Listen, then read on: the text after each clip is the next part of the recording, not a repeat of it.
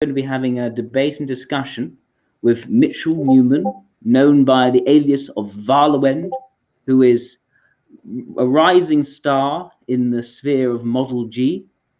And moderating our debate/discussion today will be Mr. No Ink Blots, but you can just call him Ink for today. And Ink is more of a neutral voice on this matter.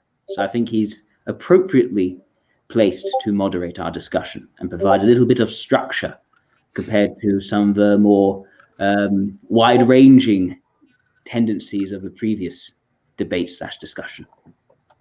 Would any of you gentlemen like to say anything to begin?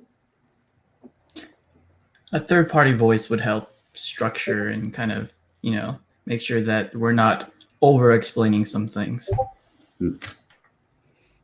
Sounds good. So one thing I think is important, at least to start off with for everyone watching, is to get a sense of background, because I think that was something which was missing in the last discussion. So the idea of this is that there are these two models, the Socionics. Model A, which is the more classically known one by Augustin Vizzuti, whereas Model G is a more recent creation by a very well-known socionist based in Ukraine who had a very influential role in the development of socionics, called Viktor Gulenko. And these two models, they have different ways of structuring the functions through which we interact with the world around us, through which we metabolize information. Different ways of approaching this. One based on information metabolism. The other one, if I'm correct in saying, is bringing in this idea of energy metabolism and even putting together both information and energy together in an understanding of type. And basically my position on this is that I've felt that Model G was reinventing the wheel and that it wasn't adding anything of value to the understanding of type and building on what was pre-existing in Model A. Whereas Varlawend does think there is something of value to Model G. And it'll be interesting in this discussion to see how that comes about, see if that comes out in the discussion. And if my mind can be changed, because I feel that if Mitchell is able to put together a strong point, my mind could be changed. And if it is changed, that's all for the better, because then I would have learned something new about socionics, which enhances and upgrades my own understanding. So yeah, that's sort of the background, the context. Mitchell, do you think we should go into some of the things which I discussed with Ben, just some of the issues hanging over from the last time? Yeah, I think that'd be a great idea, just to make sure that we kind of clarify any points that might not have been communicated clearly for some reason. Okay. Let's see. One particular thing that you and Ben kind of got around to discussing, you were talking about like these different spheres in Viktor Gulenko's theory, like the social sphere, right, and the personal sphere. Remember that? Yes. Like externalities and internalities. As people saying that that it's just vague jargon or something like that, but there's some explanation to this idea. It actually comes from a broader idea that's been around in Viktor Gulenko's humanitarian socionics, I think since probably the 90s, called the communicative space. Let me pull that up. Here it is. And so the idea with this idea is there are actually four areas of the four different levels of communication that they assess different aspects of humanitarian socionics, such as dichotomies, functions, types, the intellectual level, the social level, the psychological level, and the physical level. And there's some dichotomies in this theory as well. So there's far distance versus near distance communication. Yes. So that's one aspect, and that's actually the particular aspect that's relevant to the externalities and the internalities. The externalities are more oriented to the far distance communication, and the internalities are more oriented close distance. Actually, just one other minor point briefly that came up is like this idea, like, can an extrovert even use like their extroverted functions at close distance? And I would say they can, but it's just more oriented to this far distance idea. So let me explain that. So when interacting over a long distance, people are separated by a significant distance. Their communication is largely subject to conscious and social control. This distance usually occurs between strangers or in groups of more than 8 people. Close distance means that communication takes place with close contact in space and is characterized by spontaneity, a greater degree of influence of the unconscious. This distance is most characteristic for groups of up to 8 people, especially if they know each other well. I should just add to that, for people watching, that externalities are those where the extroversion of that kind of function, the information element in the function, matches the extroversion of the type. So say, take Annihilate. Their externalities are going to be the ones in the top row in Model G. So extroverted intuition, extroverted logic, extroverted sensation, and extroverted ethics. Whereas all the introverted ones would be the internalities, and it'll be swapped around for introverts. So all the introverts' internalities, so externality, all the introverts' externalities would be introverted logic, introverted sensation, introverted ethics, introverted intuition. Okay, you're really right. And I believe that that would roughly correspond. I know there's some difference in semantics, but with like the bold, cautious, Exactly. Model A, right? Yeah, so that's one that might help people remember. So yeah, that's that. And that's one particular dichotomy in this communicative space. And there's also deep and service communication. So deep communication means close interaction when almost all the resources available to the sociotype are involved in communication. Communicative acts are usually continuous. Service communication occurs when resources are not fully utilized. The duration of communicative acts is not long. And so those come together in the 4 different levels of the communicative space. So the physical level of the communicative space is characteristic of interaction of people in the process of material activity. I should say the physical level is close distance and surface level. So it's characteristic of the interaction of people in the process of material activity in which there is direct contact with physical objects. At this level, the natural needs of the person are satisfied in food, housing, procreation, production, and consumption of material products. Examples of such communication are distribution of household duties, training in crafts, and sports equipment. And the other level of communicative space at close distance is the psychological level. And this is the exchange of intimate personal information, whether it's close informal communication, trust relationships as a rule proceed at a psychological level. At this level, a person satisfies his intimate and emotional needs in love, friendship, family, empathy, etc. Examples: a feast with friends, love relationships. Then you have the social level of communicative space. This is the first far distance one, and this is surface level. Whereas for psychological level, it was close distance but deep communication. Right, I see. Is okay. Surface level and formal. At this level, most people communicate. At this level, most public communications flow. It is the most formalized. The behavior of people on it is governed by many social norms, laws, treaties, customs, traditions. This level of communication subordinates the interests of the individual to the interests of society. The object of social communication does not act as a unique person, but as a representative of a particular social stratum or professional group. Example would be like the relationship between a student and a teacher, or a boss and a subordinate. And then finally, the last level is the intellectual level, and that is deep and far distance. I would say that's probably the main level that characterizes what we're doing here. And that is the process of intellectual communication. Thinking comes to the fore. At the same time, memory and imagination of a person works intensively. At this level, science, worldview, culture, spirituality are considered. At the information level, a person satisfies his needs for actualization, disclosure of his talents and abilities, in creativity, knowledge, and self-improvement. Like a scientific discussion of philosophical worldviews, and so on. And usually communication will sometimes take place at the intersection of 2 or 3 of these. One question I have there, Mitchell, thank you for explaining that, is do these levels of communication vary in their prevalence with each type?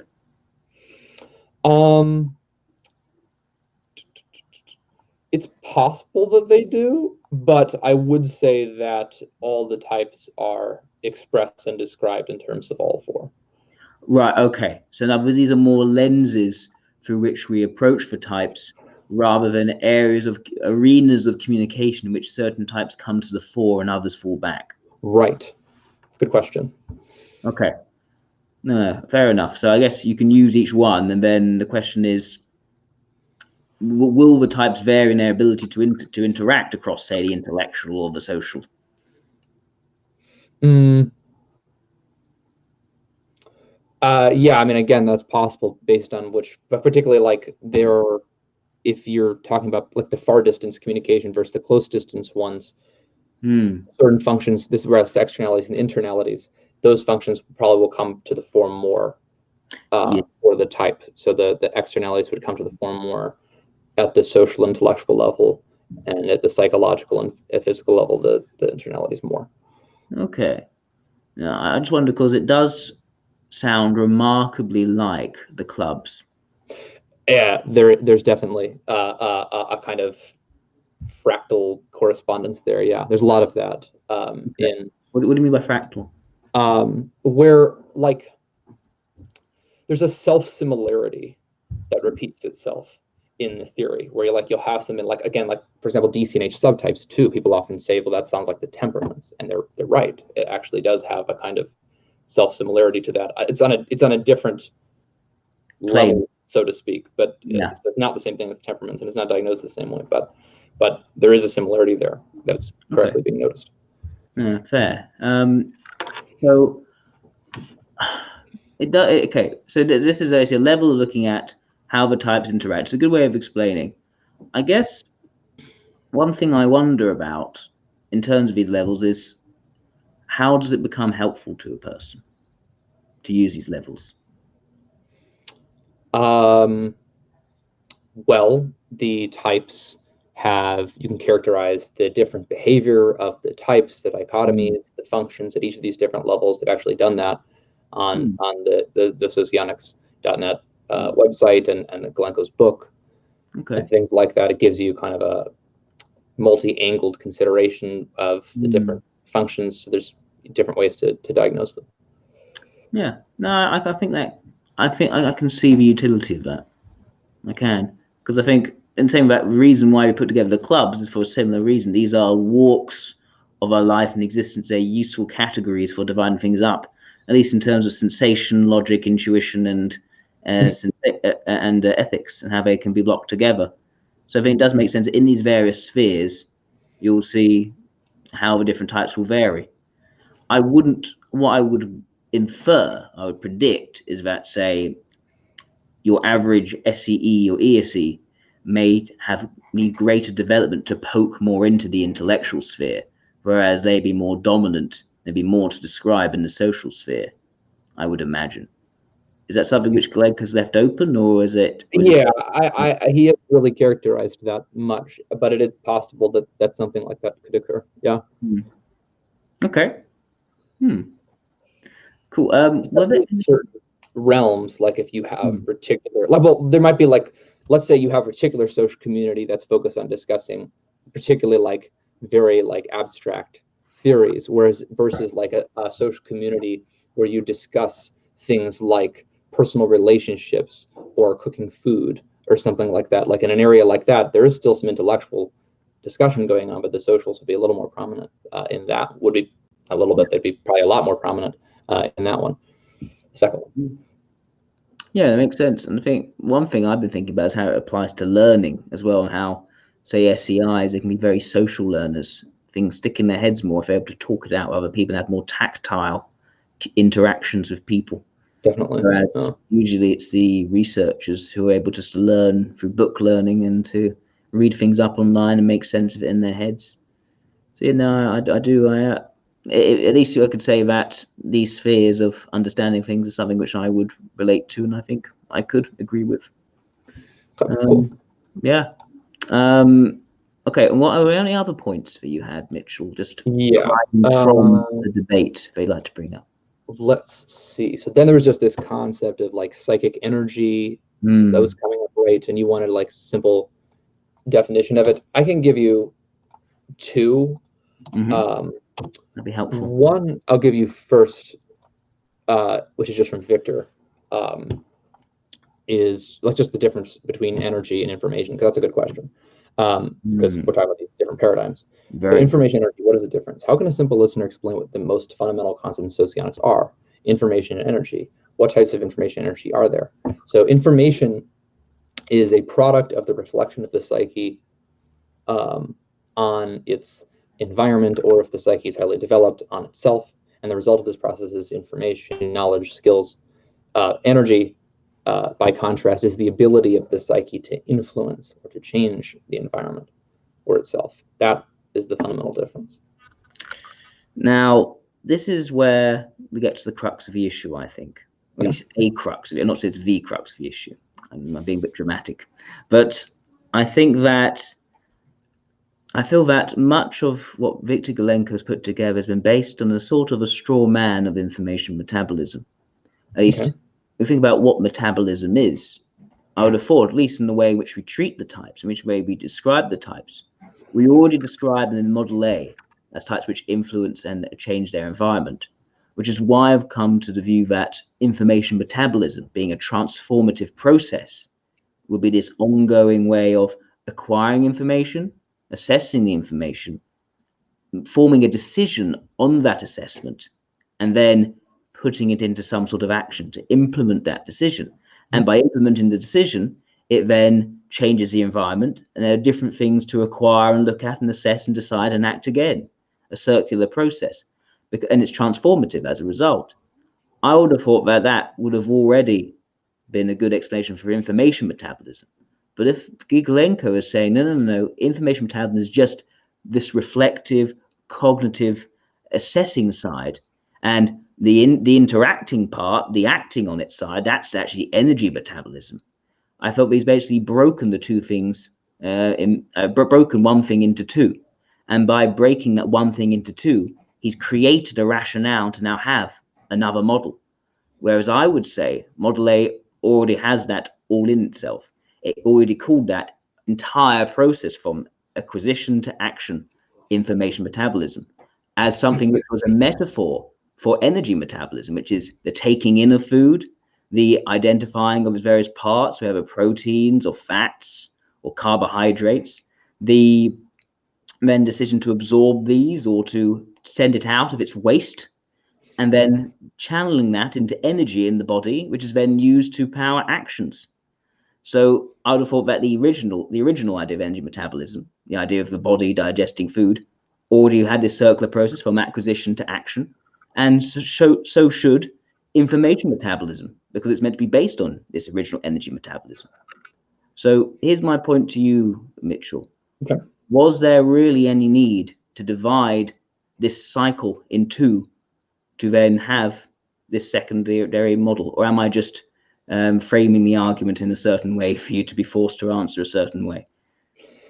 No, I think this is a good discussion. This is a good point to tease out here. So I do think that you could create like an idea of something like information metabolism, which involves something like how you would act on that information too, how you would change something. Like you could make a coherent idea around that. In fact, Ashra herself even discussed energy too. And she had this paper like Dve Vertasi, two verifications, where she talked about how information metabolism and energy metabolism are this kind of reflection of each other. So like, I'm not saying, and I don't think Victor Golenko is saying in creating the energy model that it's like impossible to create some kind of coherent idea of information metabolism that would involve some focus on like behavior and changing things and whatnot. But there's still two things going on here, I think, in the difference in what Victor's doing. There is a choice, though, as far as how we can conceive of this differently by separating energy and information. And there's like at least potential utility to that distinction theoretically, I would think. But even besides that, in these models, as far as what's being prioritized, like first of all, there are these models, Model G, Humanitarian Socionics, Information Socionics, Model A, are all, they're like these axiomatic structural systems, and based on all the different categories that are used in these systems, there are certain empirical associations, Gestalt images that we put on these ideas.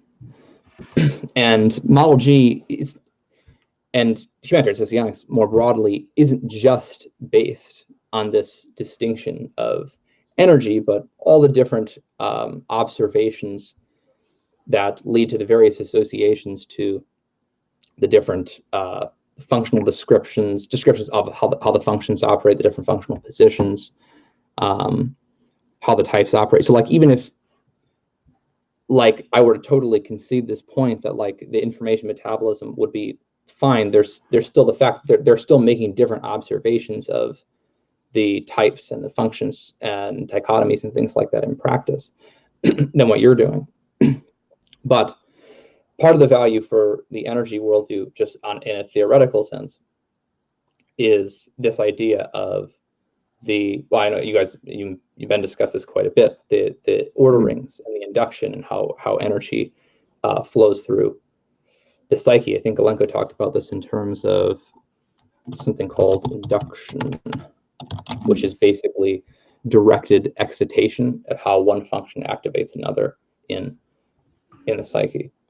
And that's an energetic process. And there's a distinction he makes in some of the functions between, I think we've talked about this maybe a little before, we haven't really gotten that much into it, the different energy and information dimensions of the functions. Do you remember that? I can't quite recall. If you could bring it up again, that'd be great. Yes.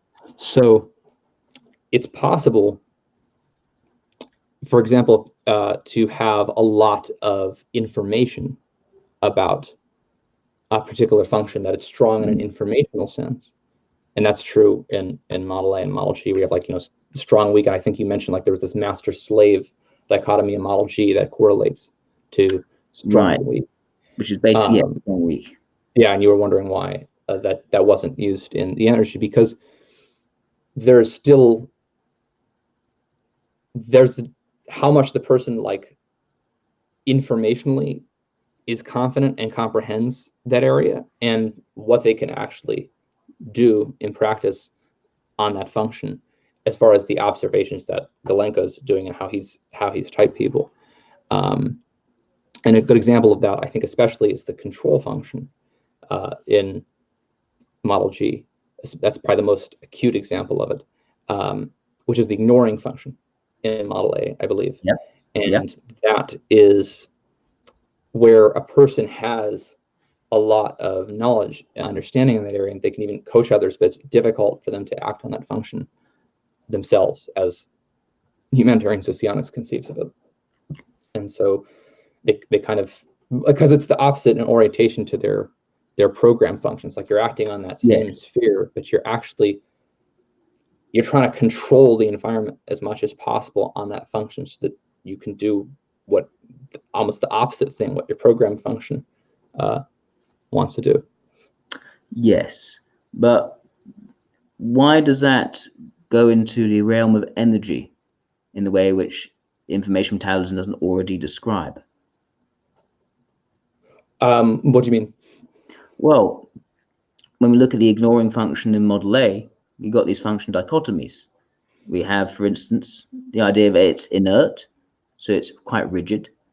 We have this idea that it's unvalued, it's not appreciated for its own use. It's also cautious, so not nearly as much energy is diverted into it. It's not as overtly used. It is also something which is situational, so it could be used. It could be turned on and activated at a higher level if need be under certain conditions, but not all the time. And if you put these things together, it not being valued, it being cautious, it being inert especially, which is what the ignoring function shares with a vulnerable function, you have this essentially nah approach to that sort of information element, where you don't want to use it and it is absolutely necessary. And the crucial difference between an ignoring function and a vulnerable function is that actually you can use it when it is necessary. Why? Because it's one situational. So in some situations, it does activate to a higher level. And because it's strong, it can actually be used very well, which is why people don't tend to describe SEIs or SLIs as pushovers. Yet they can describe LIIs and EIIs as pushovers. It comes in when it's needed. And when is it needed? When a leading function demands that it be used to satisfy the leading function. So in that explanation I just gave, from a Model A perspective, using the function dichotomies of Model A, what does Model G add? Well, this is actually another point I wanted to get into, is a lot of the times, like when we're talking about these different types in the model, there's some overlap, and we've compared like diagnostics before. There's probably like something like, when I compared like your diagnostics with the diagnostics on Galenko's famous people page, it's about a 40% convergence rate. But like, we don't even necessarily mean the same thing by the types themselves. When we're talking, like when you talk about an LII and I talk about an LII from humanitarian Socionics perspective, and they're typed as like, we're not typing the same people as those things, we're not even necessarily referring to the same thing. And that, I think, that's a big issue in not just Socionics, but typology in general, that I've noticed, is that it's interesting to me that you have these different paradigms and they divide things differently. They have a different semantics to their different functions. As I'm like, you got like, you know, a Enneagram, but it doesn't even correspond, but like, or just pick another 16 typology, like MBTI, or like Eric Thor's neo-Jungian typology, or I just had one in my head and I forgot it. Oh, like Dave Suit Power's objective personality. Like we talk about like these functions, NE, TI, and the types, but like we don't really mean exactly the same thing by it. So like I sort of look at each paradigm as though it breaks down the world in a different way.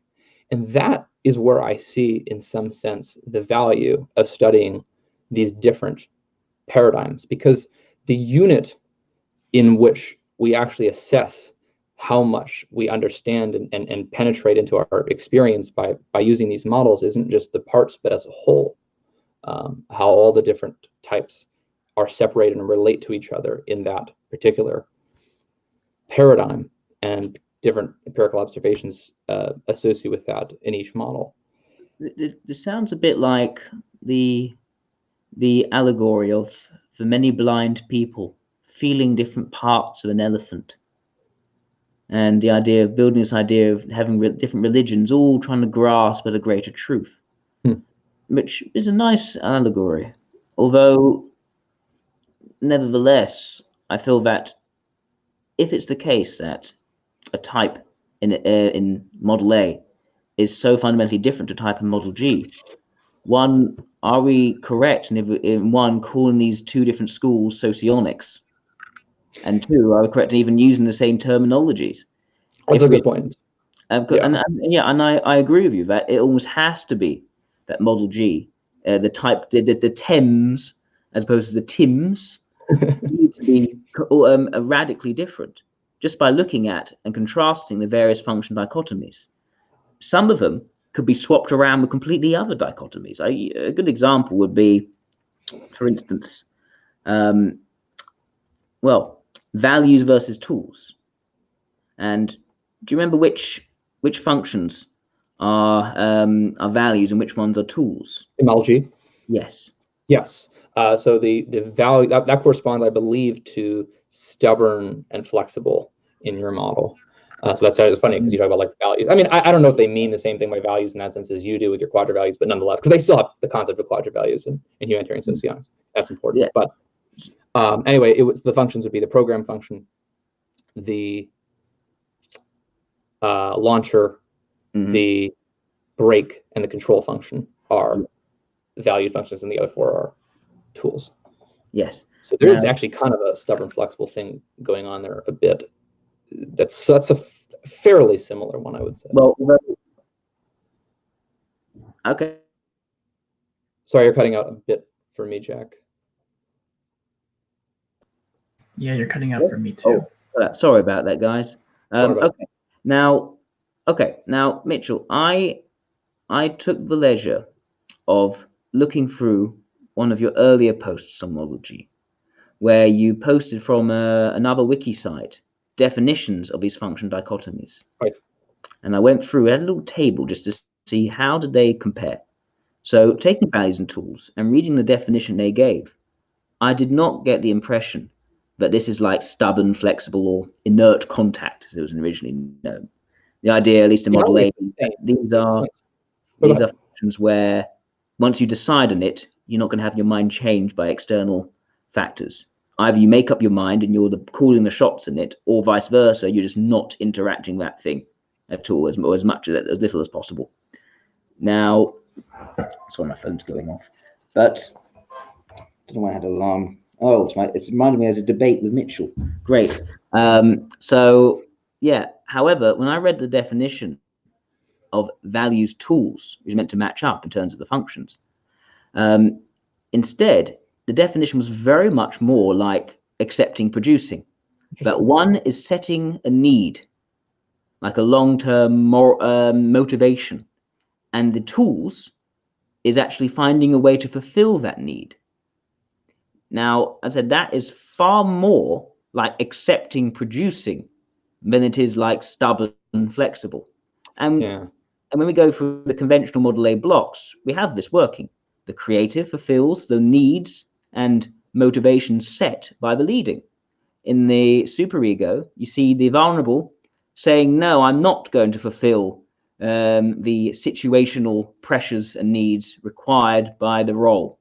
Hence it fails. In the mobilizing, in the superid, you have the mobilizing going out very overconfidently to try to create the environment which the suggestive is not quite sure of really wanting or needing, but knows it needs something, it doesn't know how to go about doing it. And then in the id block, you have the demonstrated function working continuously in the background because the ignoring function is meant to be setting needs, is sort of refusing to do anything. So I'm trying to see how it would work if you take what would have been Model A, been the stubborn and flexible functions, and instead define them as accepting and producing functions. Now, it leads to certain weird, they seemingly counterintuitive conclusions. First of all, the suggestive function becomes the means of fulfilling a motivation. And I'm trying to think, how does a suggestive function fulfill the need of something? And what is the corresponding value as a function which is trying to fulfill? And then the vulnerable function of all the functions in the entirety of the model becomes this motivator. Is it meant to be an anti-motivator, maybe? Like, I'm motivated to not do this thing, I wonder. And if you do take this out, then it leads to another question, which is, if this becomes fulfilling this idea of accepting producing in a different form, what is then left to define what a rational type is from an irrational type? This is how we get rational and irrational. The idea that their oughts are the motivators and their perceptions, their ises, their could be's, they're playing with that to fulfill their oughts for a rational type. And an irrational type, the other way around.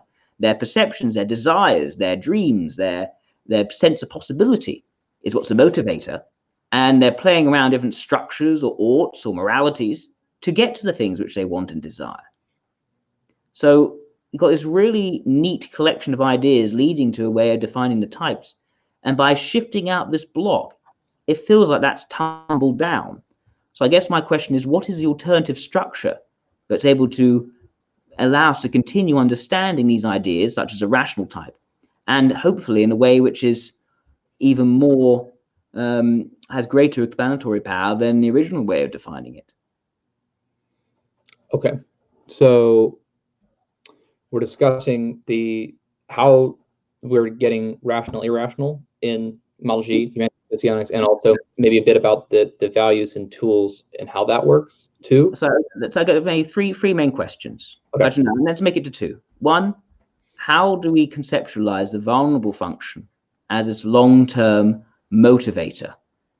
And two, how do we get a conceptualization of a rational, irrational type if the accepting and producing a part of the model has been moved to where the stubborn and flexible functions were? Cool. Okay, so the break function in Model G, you mentioned, you were talking about like, how does this motivate someone? You mentioned it was like an anti-motivator. That is actually kind of like it actually. The break function is a function which avoids overworks strain more than the other functions in the model. Here, let me look at all right, yeah. So break. Inhibition is the result of the perception, the point of energy loss, the least adequate result, the greatest resistance to loads. Mm-hmm. So yeah, a person is in the break function trying to avoid loads on that function. So yeah, you could see it as kind of an anti-motivator in that sense, precisely.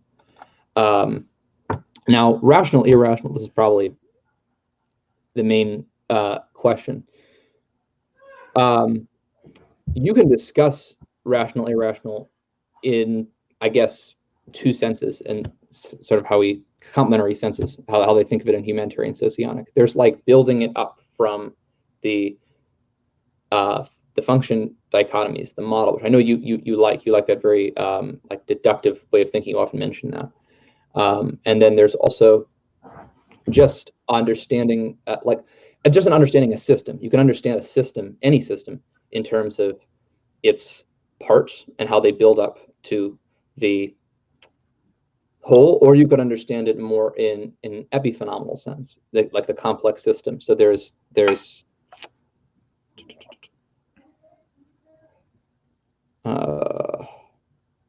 idea in complex systems of emergence, that it's not always actually obvious how ideas, or how to understand the behavior of a system just in terms of its parts. This is an important idea in complex systems theory. I think humans could be reasonably considered a complex system. Mm-hmm. So, and our interaction with their environment, the way they define, or the functional dichotomy that would correspond with rational, irrational in Model G, I believe, is stable, unstable. And one area where this shows up that, first of all, let me get that definition, because Andrew provided me a nice graphic for that. So let's read that out, actually. Yeah. So stable, unstable. Stable function, and these are the functions. The stable functions are the ones that share your main rationality. So like, we're both irrational types, or at least we could conceive of ourselves that way, I should say. And so if that were the case, if we were both irrational types, our irrational functions would be stable and our rational functions unstable. So stable functions can work stably without motivation, systematically. Little depends on the situation. This does not depend on the communicative distance or the complexity of the task. An unstable function requires a strong motivation to stay on for a long time, turns on and off depending on the situation, and it doesn't work systematically. One area where this idea shows up is this idea of the semi-dual and mirage displacements. That was in my blog. I don't know if you read about it. I don't read that part, no. Yeah, that's okay. But one thing that you and Ben were talking about is the benefit rings and the different roles people can play. That like the types can sort of act like an ILE, for example. Like, does it act like an EAE or an LSE or an SEE? And you were having some discussions about that in your various videos, right? Yes. But actually, the way this works, at least in a more long-term sense in Model G, is not the benefit ring. That was something that I don't believe was discussed. It goes along this idea, the types that you morph in when you're in an installation or a club that's not your native one is your main type, your semi-dual type, your mirage type, and your superego type. And the reason and it might sound weird or like counterintuitive, but that's just sort of what Victor's observed and how he conceives of the types. It might not correspond with how you conceive of them, but I did think it was weird. What'd you say? I remember I did look at that, and I did think it was weird. Let's say an ILE that in certain situations will become more like an SLI. Yes. And then like an S. So ILE has the semi-dual displacement with SLI in the physical sphere, not LSE. IEI in the humanitarian sphere, and still SEE for the super. There's other things to discuss with that when we can get into that if you want to later. But we're discussing the rational, irrational stuff now. But one of his proposed explanations for why he sees this as happening is that the rationality relates, and this happens in the quadras, to your dual has the same rationality as you, and it leads to energetic recharge. The functions of the dual functions like L and E, I and S support one another energetically in their actions. That's probably something you would agree with, right? Yes, I'd say that duals do support each other, and the reason why you could see that is the perfect interlocking of inert and contact, or stubborn and flexible functions. Okay. So anyway, that's getting into like how a functional dichotomy impacts it in such a way that, like, if you change rationality, for example, it's hard to maintain that form of stable. Like any type can use any of the 16 signed functions, but you're not able to, as an ILE, like stay in the form of a mentor or an administrator, rational types, for as long as like a similar form, like a mimicry, not actually becoming this type. Your signs are all still the same for your type, but you mimic their behaviors like a master or a lyricist. So that's the idea in their model. But again, remember that they conceive of the types somewhat differently. So now, and I just thinking, so far, I just asked for, say, how to reach a good definition of rational and irrational.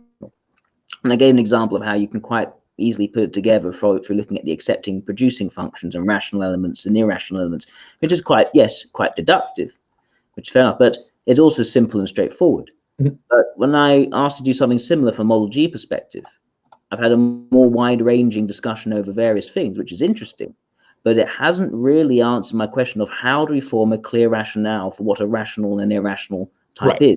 Instead, it's something we have to be wary of because certain types can't interact as well, and also in certain situations you may appear like some other types. But Galenko asserts that it's always going to be an irrational type you're going to appear as rather than a rational type. And where did ink blocks go? Good question. I just noticed the same thing. So I have what I was. Oh, ink's come back. I'll add him in. Hang on. Ink, you're back. Hey, I pressed the button because my ADHD was distracting me, and then now I'm back. Again. Sorry, hang on. There we go. You're in the middle again. Looking more moderated.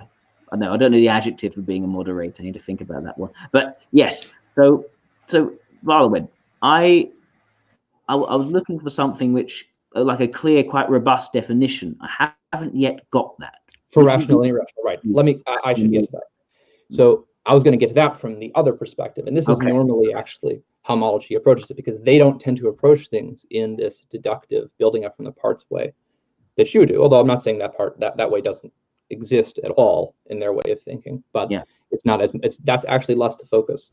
They focus more on the, as they conceive of it, the see how he phrased this. So I'm gonna mess this up. You can share your screen if you want as well. That might help. Yeah, you can do that. There's a share screen button on the middle. In the middle and bottom. All right. Just don't invite anyone on here. Well, you can if you want. It may be interesting. It may also overload the system. I don't know. Wait, so here's something Galenko discussed in. We might have to put them on top, Jack. Yes. The fourth person. So usually the system is determined in terms of, and through the structure or through emergent that is irreducible to the structure. qualities. Both of these classes of definitions are true in their own way. Moreover, they complement each other. However, technocratic schools are more inclined to the system as a structure, while humanitarian schools work with the system as an entity with new qualities. So under the system, I will understand set of parts, coordinated functioning for solving problems of survival. Okay, anyway, that's the last part wasn't that important.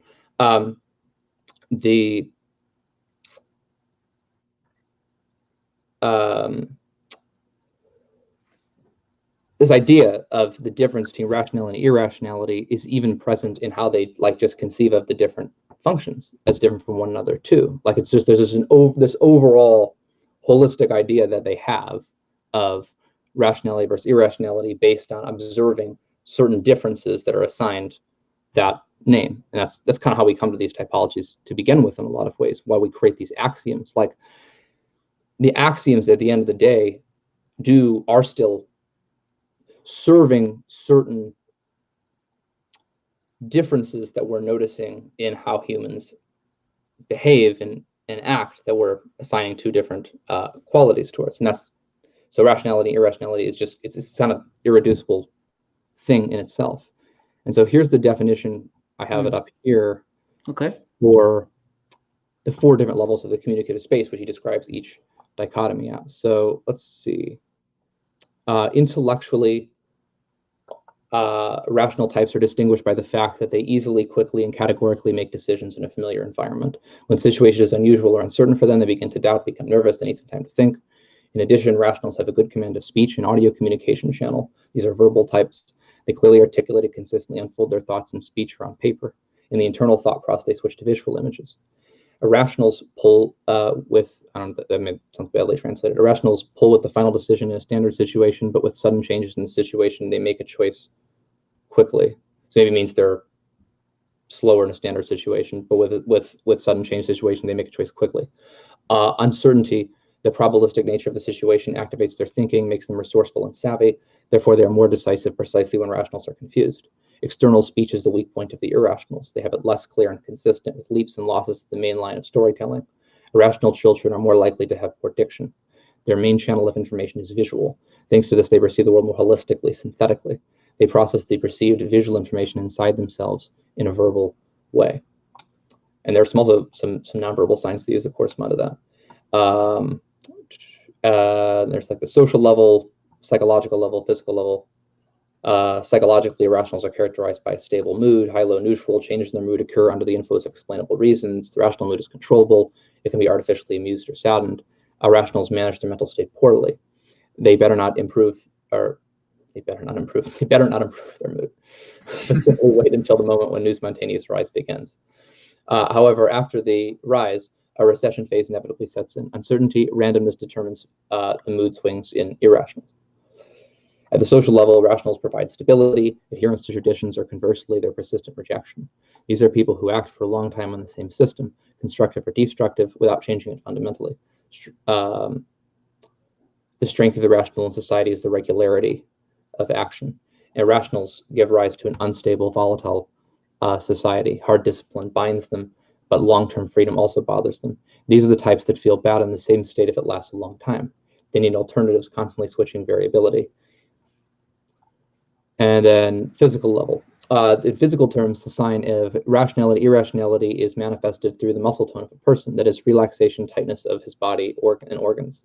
The rational type is always more clamped in the body than the irrational. The constant tone of the body makes rational movements more mechanistic, angular. To achieve complete body relaxation is a great problem for them. Some rationals cannot accept a relaxed posture even in sleep. The irrational is relaxed somewhat more than necessary for stable rhythmic activity. His problem is to maintain muscle tone for longer. For this reason, irrationals tend to spontaneously rush actions. They're well spurred by an extreme situation. And then if I was going to give just one more brief thing, just a general theme, I would say for the differences between rationality and irrationality, I would say rationality fundamentally is a kind of linearity, whereas irrationality is a kind of situationality versus like the regularity, linearity of rationality. Oh, okay. I mean, that was a long description of rational and irrational types in various situations based on I imagine a great deal of either anecdotal or more formal empirical evidence. Okay. But what that hasn't really given me is a crisp understanding of what it is that makes someone rational. At the end, you gave it a certain linearity or a certain situationality might be what creates it, although that leads to more question in terms of, for instance, the presence of introverted logic in a certain type as opposed to extroverted logic. But either way, it leads me to thinking that there hasn't been a very clear definition put together about how the resistant and unstable function dichotomy, which is meant to be in the same position as demand supply, how that can bring about an understanding of a rational type, which I would have thought would be an example how a basic underpinning of a model creates higher level understandings of the types. Instead, what I was given was a very long description of just the types and trying to divide them based on perceived behaviors of people believed to be these certain types, rather than getting down to the actual fundamentals that make these things up. And it makes me wonder, if you don't have a formulation of what a rational type is and an irrational type is based on the function dichotomies, what is the point of having the function dichotomies? Well, before you answer, Mitchell, we are approaching the hour mark, so let's close this off and maybe take a 5-10 minute break and go into part 2. Sure. After I answer here. Yes. Yeah, go on. Let Mitchell answer. Yeah. So, yeah, you basically. So what seems like you're looking for is some like deductive building up of the model from like the functional dichotomies. Well, yeah, something systematic, something which is systematically virtuous. Okay. Well, the thing is, like, you have the parts in a system, in a living system, for example, you'll see this discussed in biologists like Robert Rosen, or even psychologically, they actually can also be conceived complementarily, in addition to like building up from the parts, as coming out from the whole. So it's debatable whether, I think, these parts or these function dichotomies, where you can take some of these dichotomies as like fundamental and everything else is sort of built up from them. That's one way of trying to look at it or frame it. Or you could look at it as we're looking at these different holistic images of the types that we perceive, like a recognizable thing, like a tiger or an owl or something like that. And then that breaks down into the parts from that integral whole that you can recognize. And that's kind of how they train in humanitarian socionics, is you want to actually be able to recognize the types as a whole, the type images and the different dichotomies and what they mean. Now, Mitchell, I would say there's certainly a benefit to viewing things holistically. In fact, I'd say that my good friend Peter is someone who has been far more inclined than myself to look at the type holistically and getting a sense of the overall behaviors and ways of interacting with the world, the overall view of a type. And in a way, you can see that Glenn is also trying to view these rational types holistically. I like what Glenco's done in terms of using these spheres, intellectual, social, physical, etc. I think that is a useful lens for understanding how people interact. What I would say, though, is that you could use holistic approaches in any model, and that's good. It's good to have it. But I thought that the purpose of this debate or discussion was to show that Model G as a model, in terms of its systematic structuring, in terms of how it's able to explain things, has something to bring to what which Model A isn't already bringing, isn't already explaining. And without that systematic virtuosity, as I coined before, I'm not sure that that point has been well made. Okay. So I guess what I would say in my own exploration of typology and how I approach things is I like to study, like I see each of these typologies in a way as kind of like a reality tunnel. I don't know if you've heard that term before. It's used by thinkers like Robert Anton Wilson or Alfred Korzybski, and they give you like as a unit, as a whole, as how we judge which stimuli are relevant and which ones aren't, to throw out as not as important a way of understanding and penetrating into our experience. And they're different in each of these typologies are different reality tunnels. It's very difficult to just see for like an external observer, in my opinion, without experience of viewing the world from that perspective, how strong overall, or how much that could explain. Like you actually, in order to really understand your way of thinking to the best of someone's ability, or humanitarian socionics, or neo-Jungian typology, or objective personality, like you actually kind of have to get your feet wet and try it. Like you have to actually learn how to type the way they do. You have to see how it divides things, how things naturally kind of snap together and make sense. It's not obvious just from the start. Well, although Mitchell, I don't entirely buy that, because to someone who is rather lay in Model A, I think I am still putting together quite a clear rationale for what a rational and irrational type would be, by saying there are these dichotomies. From these dichotomies, you can define what a rational and irrational type is. I think that's something one can appreciate regardless of one's prior knowledge in a particular model. So if I were, for instance, a Model G person, someone like yourself, and if I had gone through Model G and had found those rationalities, these rationales for defining a rational and irrational type, I think I would be able to give that argument across, and then Model A version of me sitting on the other side would say, oh, that's actually a good point. You know, I don't think I would have had to actually have gotten into Model G to appreciate that, as long as this clearly is explained. And the same with that, some very capable physicist, let's say, dealing with concepts that people are very hard to understand. Nevertheless, they find a way of explaining it in a way which one can understand, by getting it down to the basic parts, by explaining it with some clarity. I think that's something which we can do.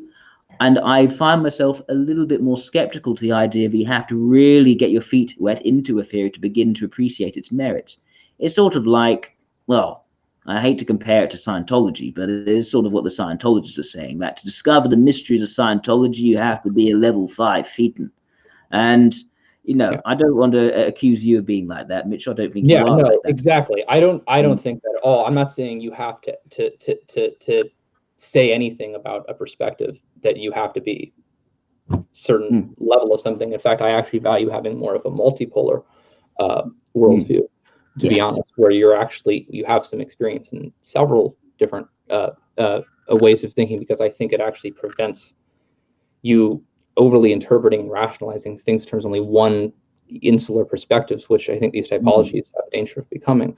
And like, there's something like you talk about how, like, you know, your definition of rationality and irrationality seems clear, and I think that in some ways it does, and it's an excellent sort of starting point to understanding people. But does it actually take into account like the differences, the empirical differences that Galenko's claiming to observe in these rationals or irrationals that may exist, whether some other clear model or explanation has some way of dividing things or not?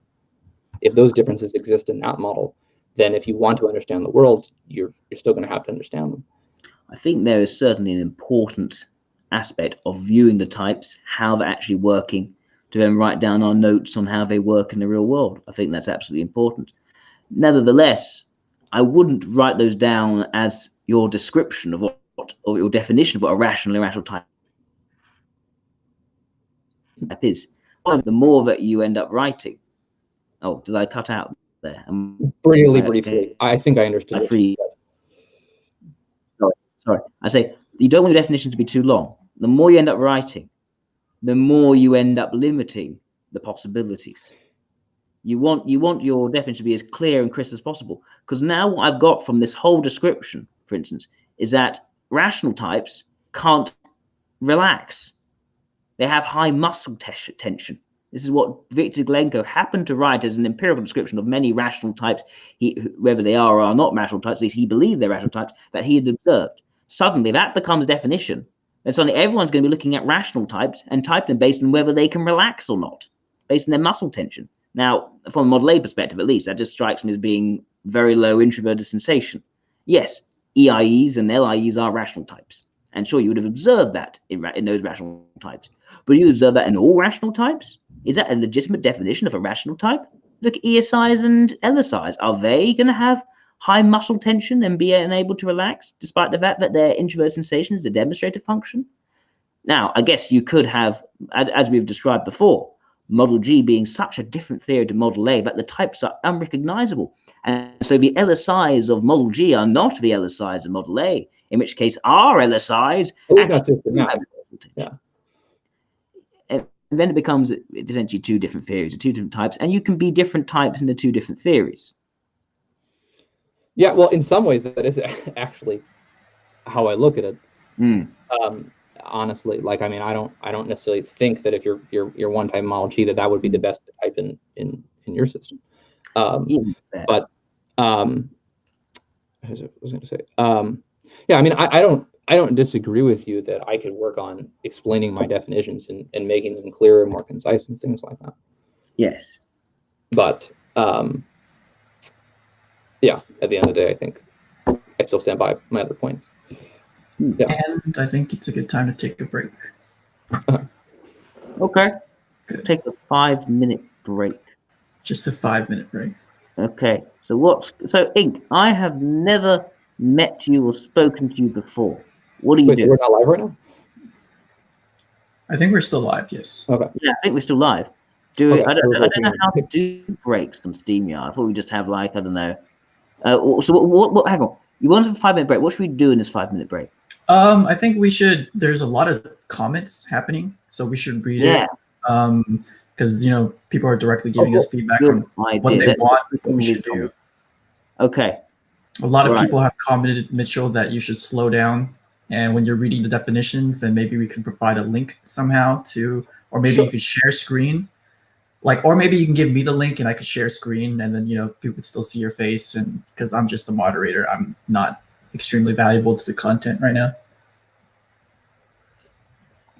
But yeah, but also Lau has commented that he might want to join. So maybe part 2, part 3, we could have Lau's perspective.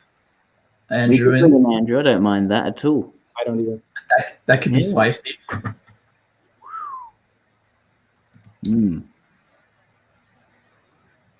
But maybe we should have maybe 25, 30 more minutes of you and Mitchell, because this is still clarifying the stuff from Ben's debate before we add in, you know, spicy Andrew.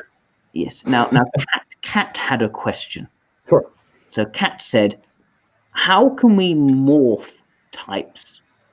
Can't we conceptualize that in a simpler way? That part is odd to me. Morph types. Yes, I wonder how.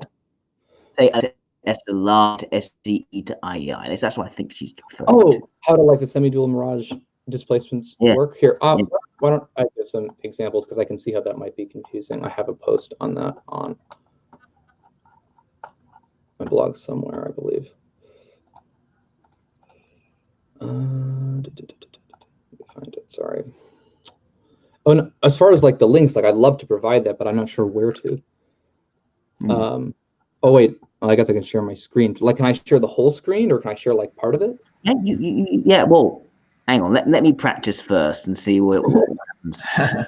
I think my screen, so this will be confusing. Okay. So no, you can choose application windows. You can.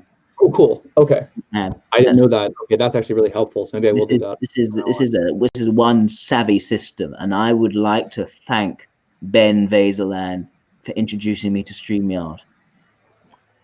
Is there a way you can directly comment into the live comments, Jack? Yeah, I can post a comment like, "Hey guys, I'm posting a comment." Because then Mitchell could maybe send you the links, so when he's saying something or reading something. Yeah. Sure. So I'll go to private chat. So if you guys send me, so if you guys send me links, I can then put them straight into the public chat for people. Lau said, "Is audio okay if you wanted to join the debate?" I think that's fine. Yeah. Okay, so as far as the morphing types, they call it, I think, the semi-dual and mirage displacement. They have some descriptions of at least how it works in the semi-dual sense here. So we can take a look at that. It's mutual between the SLI, the master, and the ILE, the seeker, in their theory. So the seeker strives for comfortable, independent work with a tangible result, is engaged in repair and innovative activities like a master. And the master is very responsive to new scientific ideas of an inventive nature, likes to search for non-standard logical solutions, to engage in logical synthesis. This is a shift in the direction of the seeker. So that's the people they type as ILE when they work in the what do they call it? The managerial sphere. That's the sensory logical. They behave in a way that mimics the master in some ways, although it's not like they lose the particular behavioral and nonverbal signs of their own type as the seeker as well. And the same thing for the reverse.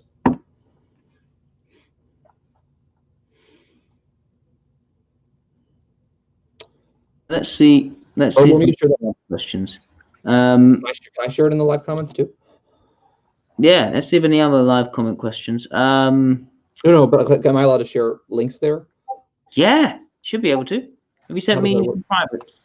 I did believe Vaseline says that you self-type, and I just wanted to make that correction that Galenko actually typed you as ILI harmonizer. That's right. Galenko types me as an ILI, the harmonizing subtype. Officially typed. So if you guys would like to get officially typed by Galenko, that is also available. Mitchell has done one. You can see his video on Galenko's site. Right.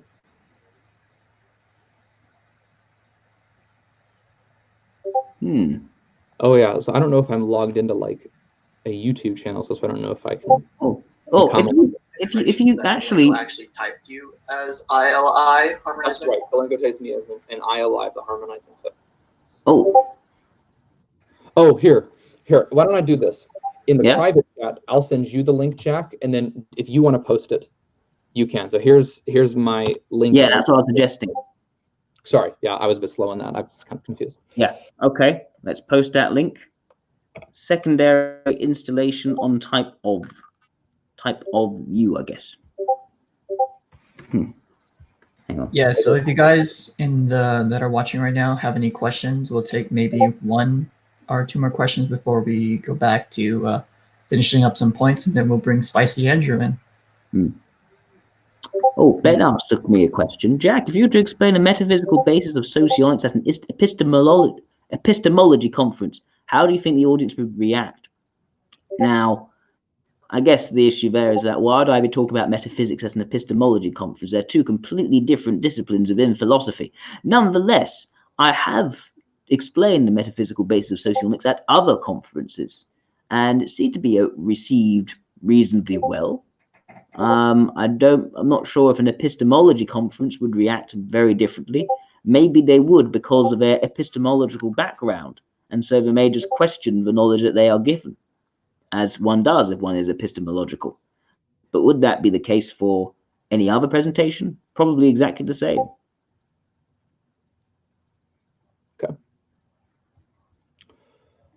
Okay.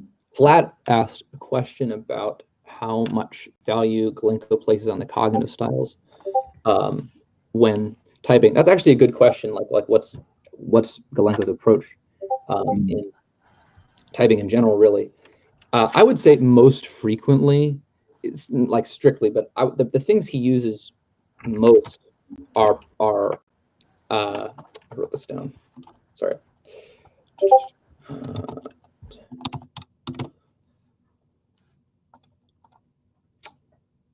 The Jungian dichotomies, temperament, and club, and things like that. Those are probably the things he actually uses most frequently in typing people. So I know like he's got a lot of like complicated ideas, and people think like in all of his typings he's using like these far out, cognitive styles and order rings, stuff like that. But mostly he actually tends to keep it pretty basic. But he does use the cognitive styles and order rings and quadras and things like that as well to clarify things when the opportunity arises where that would be good to do. Okay. I've given Andrew the link to join. What I'll do is that when it's appropriate for him to join, I'll just click add him to the stream, but he'll pop up in the bottom at some point, and I just keep him there in a little box until it suits me. Before we resume, Jack, did Mitchell answer all your previous questions from the last segment? Was there anything else you wanted to clarify on before we add more? Are you asking me or Jack? Sorry. I'm asking Jack because before, yeah. I think Mitchell, in good faith, tried to answer all my questions. Cool. I had one small comment. I also do agree that a lot of Gulenko stuff needs to kind of be clarified a little bit, because it's like the team that's working on Model G is a smaller group than the team that is working on Model A. So there's less people clarifying, and Gulenko does have a hard time sometimes explaining his theories, even though he's gotten them down. So there's a lot of times I believe Mitchell is like, oh, like we just have the dialogue back and forth before we actually get what's really on Gulenko's mind. Is that right, Mitchell? Yeah, no, that's a really good point. I think having these conversations is actually really valuable to tease out some of these things and have a chance to try to explain them, make them simpler, or make them easier, maybe easier to understand, and things like that. Because Jordan Peterson talks about that, like the intellectual dark web and things like that. All these different intellectuals that go out and have these conversations, and you can clarify and know better what you think by actually having these discussions. So I think it's good to do. I think we are the typology dark web. Although I'm not sure how dark we are. Yeah. Are we feared by the Myers-Briggs mainstreamers? The normies? I don't know. I don't know. Praise the Keck of Socionics. I don't know. Yeah, so Andrew's here. Shall I bring him in for this second segment of our discussion/debate? We can do that. Great. And Mitchell, Andrew's already got a shared screen. Oh, that's wonderful. Well, that's something he can help us with by putting up some of these slides and things. I'm a bit slower with the technology. Yeah, hey guys. Hello. Hey, how you doing, Andrew? I'm great. Can you guys see my screen? Yeah, I just added it now. So now we can see Andrew/Lau's screen. Just for everyone who doesn't know who Andrew is a socionics expert, specifically in Riemann dichotomies and the graphical representation of their mathematical interrelationships. All right. Did Andrew have something he wanted to say? Yeah, I don't have anything to say right at first. I do have some thoughts, but I think you guys should finish your discussion and then I can add in some chaos later. Okay. Yeah, so maybe Mitchell, you had some more points on that, 17,000 bullet point list. Yeah, let's take a look at that and see some more things we could discuss.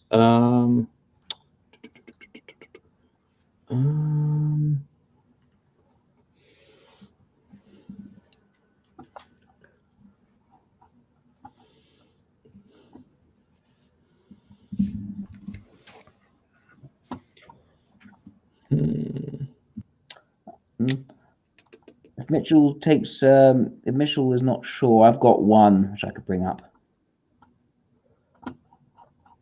Okay. I've actually got a few, but I've got one which is particularly juicy in my head at the moment. Well, if you have something, we can go with it, and I'll continue to consider that while we're discussing this. Okay, so what I was wondering, you answered my point about blockings, and you showed me a brilliant list of different blockings, which basically means every single function can be blocked with almost every other function. Now, my issue there is the rationale for blocking is one of essential metaphysical importance, that when you conceptualize a certain information element being used in a certain way, it must either appear with one of its blocked components. As an example, let's take introverted logic, right? Introverted logic can either be framed in a theoretical way, an abstract way where it's explaining different concepts, or it can be framed in a very imposed, implemented way, where there are rules, structures, lines drawn in the sand, where there are consequences if you cross those lines. And the idea is that one, its logical worth is in its explanatory power, the ability to go across the largest range of possible situations and find a coherent explanation for them. That's a typical introverted logic and extrovert intuition blocking. The other introverted logic blocking with extrovert sensation is that second one. The idea that its logical worth in that it is enforced without contradiction. And no one would dare violate that particular norm or standard. It is certain in its enforcement. Now, that is a natural coalescing together of concepts, of ideas, and to the point where it is almost impossible to think of introverted logic without appealing to one of those two blockings. Now, I have a great difficulty elevating all these other proposed blockings to the same level as the blockings of, say, the leading and creative function, or role in the vulnerable function. In other words, information elements where they differ in their extroversion, introversion, they differ in their rationality and irrationality, but they share in static and dynamic. They just fit together like jigsaws. Wait, Jack, what do you think about the leading and the demonstrative? Because both of those are four-dimensional. And I think one of the inspirations for Model G was there was an experiment by Talanov, and he found that people, their two strongest functions are either both introverted or extroverted, and their two weakest functions are the opposite. And I think that fits very nicely with four-dimensional functions and one-dimensional. So what would you propose in terms of a blocking for leading demonstration? Let's take. I want to think about it like that. I think that you're trying to approach these as metaphysical concepts, which is a very interesting take. But I think you should also pay attention to how people actually describe themselves and their behavior, even if it doesn't make sense. And so I think that maybe something that Model G is bringing to Socionics that wasn't in Model A is an appropriate appreciation of the demonstrative. And in a way, like there's different forces acting on it. So like in Model A even, we acknowledge that the demonstrative is very strong and it is acted out, but it's sort of sacrificed in favor of the creative. But maybe Model G gets that dynamic better by looking at both how the leading blocks with the demonstrative and the leading blocks with the creative. I see the rationale of shunting the demonstrative function more towards the left with the leading and the creative in close proximity to visually convey the importance of a demonstrative function. I can see a rationale for that. But I think it still comes from, maybe it's the idea, maybe in how other people taught Model A socionics, they haven't explained the demonstrative function enough, probably because it's right at the bottom of Model A in terms of spatially, physically. Nevertheless, in our understanding of Model A, if you go into what makes up demonstrative function, it being strong and it being bold and evaluatory, if you understand what those functional dichotomies are, you would appreciate how important the demonstrative function is. Oh, sure. But if you're saying that every element has to be blocked, then how does someone use their demonstrative function in everyday life? Is it blocked with their ignoring, or is it blocked with their suggestive? If it works like that. Because I think that like it's easy to see people's behavior in terms of their leading and their demonstrative. The demonstrative is sort of in the background. If that makes sense. And it's a different kind of blocking. So, but it's blocked in the sense that, like what Jung talked about, irrational and rational elements can be used in tandem. And I think Augusta correctly saw that there was like a homeostasis that the creative function brought to the type, because if the leading is like very introverted or very extroverted, the creative gives a balance to the type that the demonstrative doesn't. And so there's a sort of like an external pressure to move your attention to the creative because it's a better implementation of the lead. However, like you're not always using the creative, and in those gaps, you can use the demonstrative, like in the background. Okay, that sounds a lot more reasonable. Now, one thing I've proposed is this idea of fluid interplay between the creative and the demonstrative. It's something which is possible because they're both contact or flexible functions. So they are able to easily take in new inputs and meld together in a certain way. So what you'll find is there's still a hierarchy there. In fact, the demonstrative is still serving the creative, although the demonstrative is also far more proactive and more energetic, you could say, than the creative. Mm-hmm. So you have a situation where, take an ILE, for instance, they are flowing with factual information, very matter-of-fact delivery, except when they want to go into the extroverted ethics approach. But they're always trying to use that wealth of factual information to formulate sense-making, to understand how things fit together structurally. Mm-hmm. So you can see both of those in fluid interplay, rapidly taking in factual information and also rapidly then structuring and restructuring the schema of all that information in a way which an IEI can have far greater difficulty doing. Mm-hmm. Now, I wouldn't necessarily call that blocking. I'd say that's a fluid interplay. You could easily have a conception of extroverted logic that has nothing to do with introverted logic, a pure pragmatism or opportunism. You can easily have a conception of introverted logic without any conception of extroverted logic. That sort of ideological bent, that rigid, structured way of viewing the world, without any sort of whatever makes sense. The ideas must be true because they are the ideas, that sort of idea. Well, I guess maybe the real debate is, what do we mean by blocking? I've always thought of blocking as two things used in tandem, but it sounds like you're thinking of like almost like dual concepts of a metaphysical reality. Yeah, I see them as, in a way that information elements are elements or atoms. I think of blocking as the molecules they form. And there's certain rules for how molecules form with certain atoms. You know, you need certain differences in charge and to go together. And in the same way that, for instance, when you talk of, say, an ESC, extroverted ethics and introverted sensation, it's not that they're just using extroverted ethics and introverted sensation in tandem.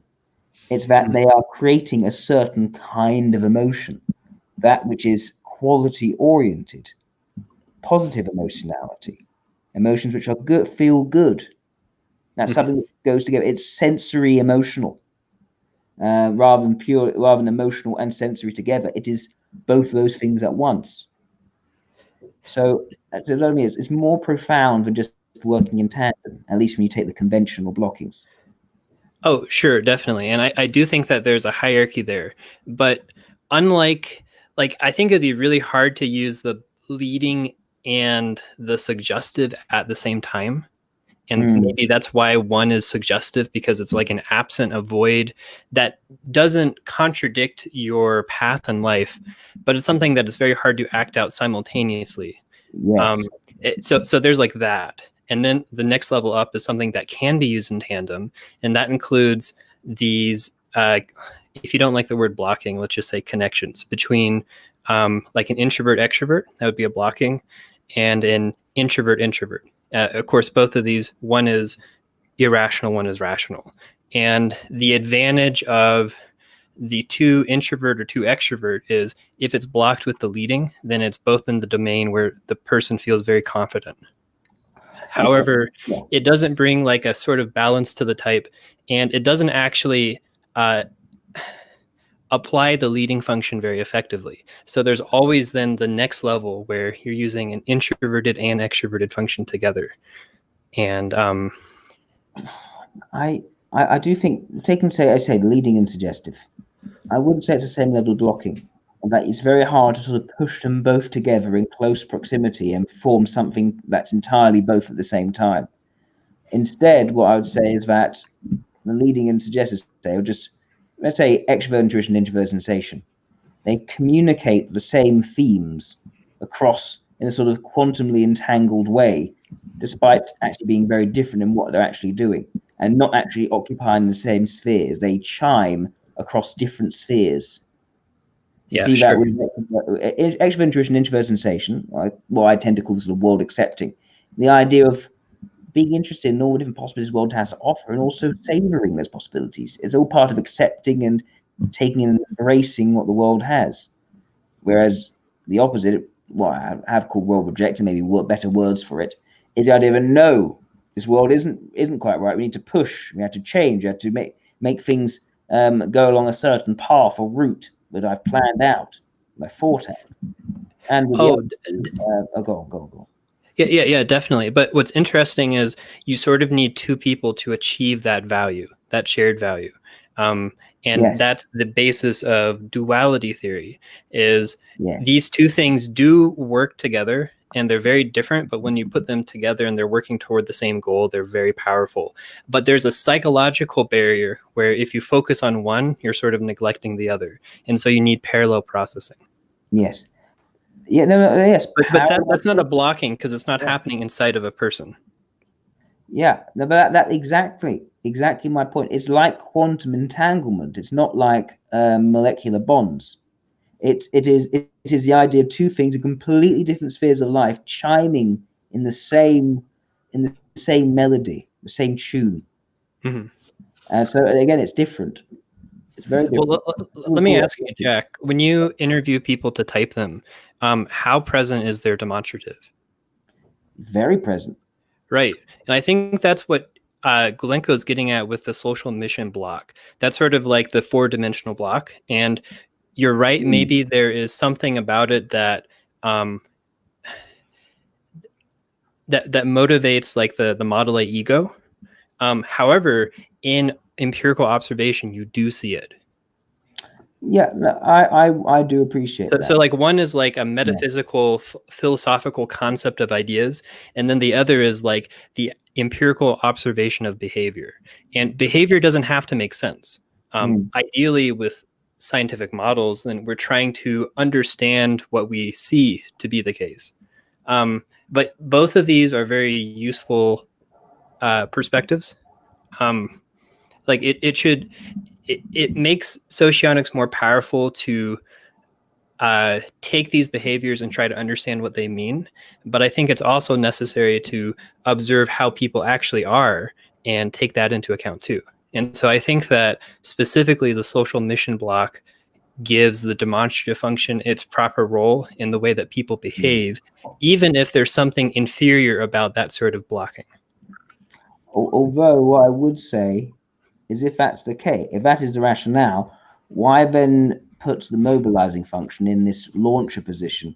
One could say right at the end, right on the far right, although one could also say it's at the beginning of the next loop as a launcher, which I guess is a cool idea. I'm not sure if it actually shows up empirically that way.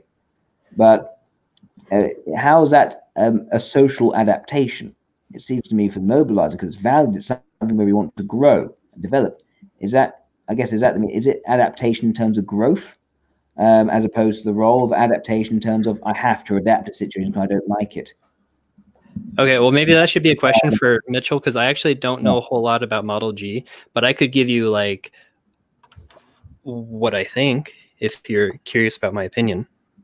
Okay, well, maybe you ask Mitchell then, because Mitchell is more into the Model G. Yeah. So, but at the same time, now you're the one who's making the point in the first place, so I'm actually not sure.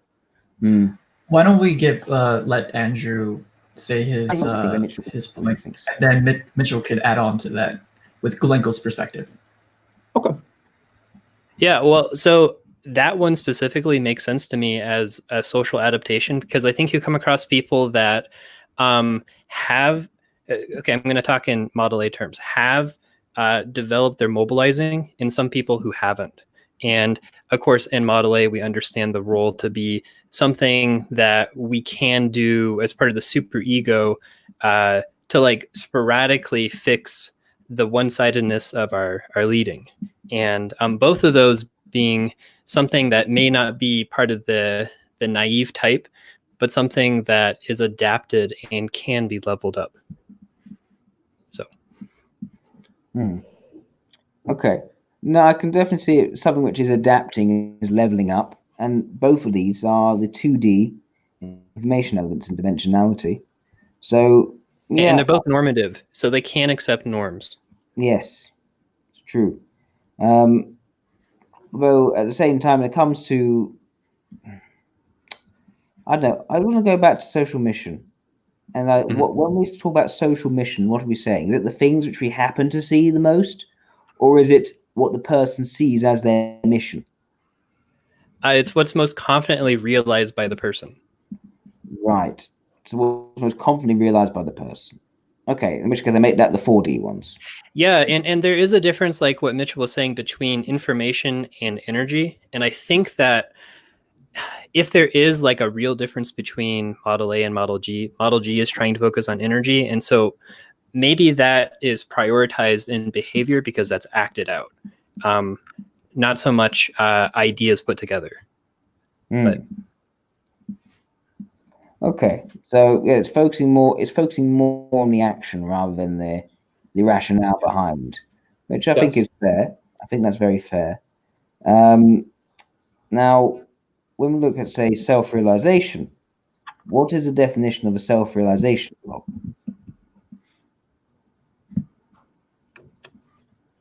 Are you asking me? Yeah, ask either of you. Mitchell, what would your definition of it be?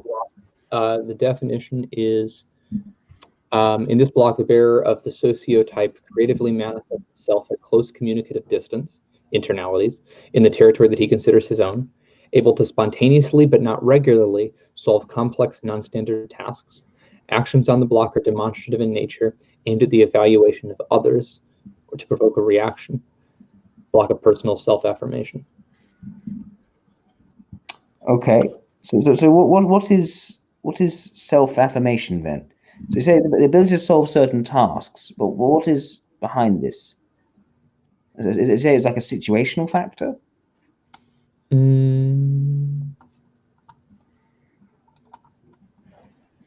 Well, the situationality of it, like as far as like that, all seems to relate to some other dichotomies that like split. For example, like the one thing Glenka mentions about the suggestive or manipulative function is that a person fixes some like long-term habits on that function, whereas like the demonstrative function is an unstable function because it's the opposite in rationality to your main program function. So the demonstrative function is implementation contrary to local conditions, sudden pulse to action, attracting the attention of observers.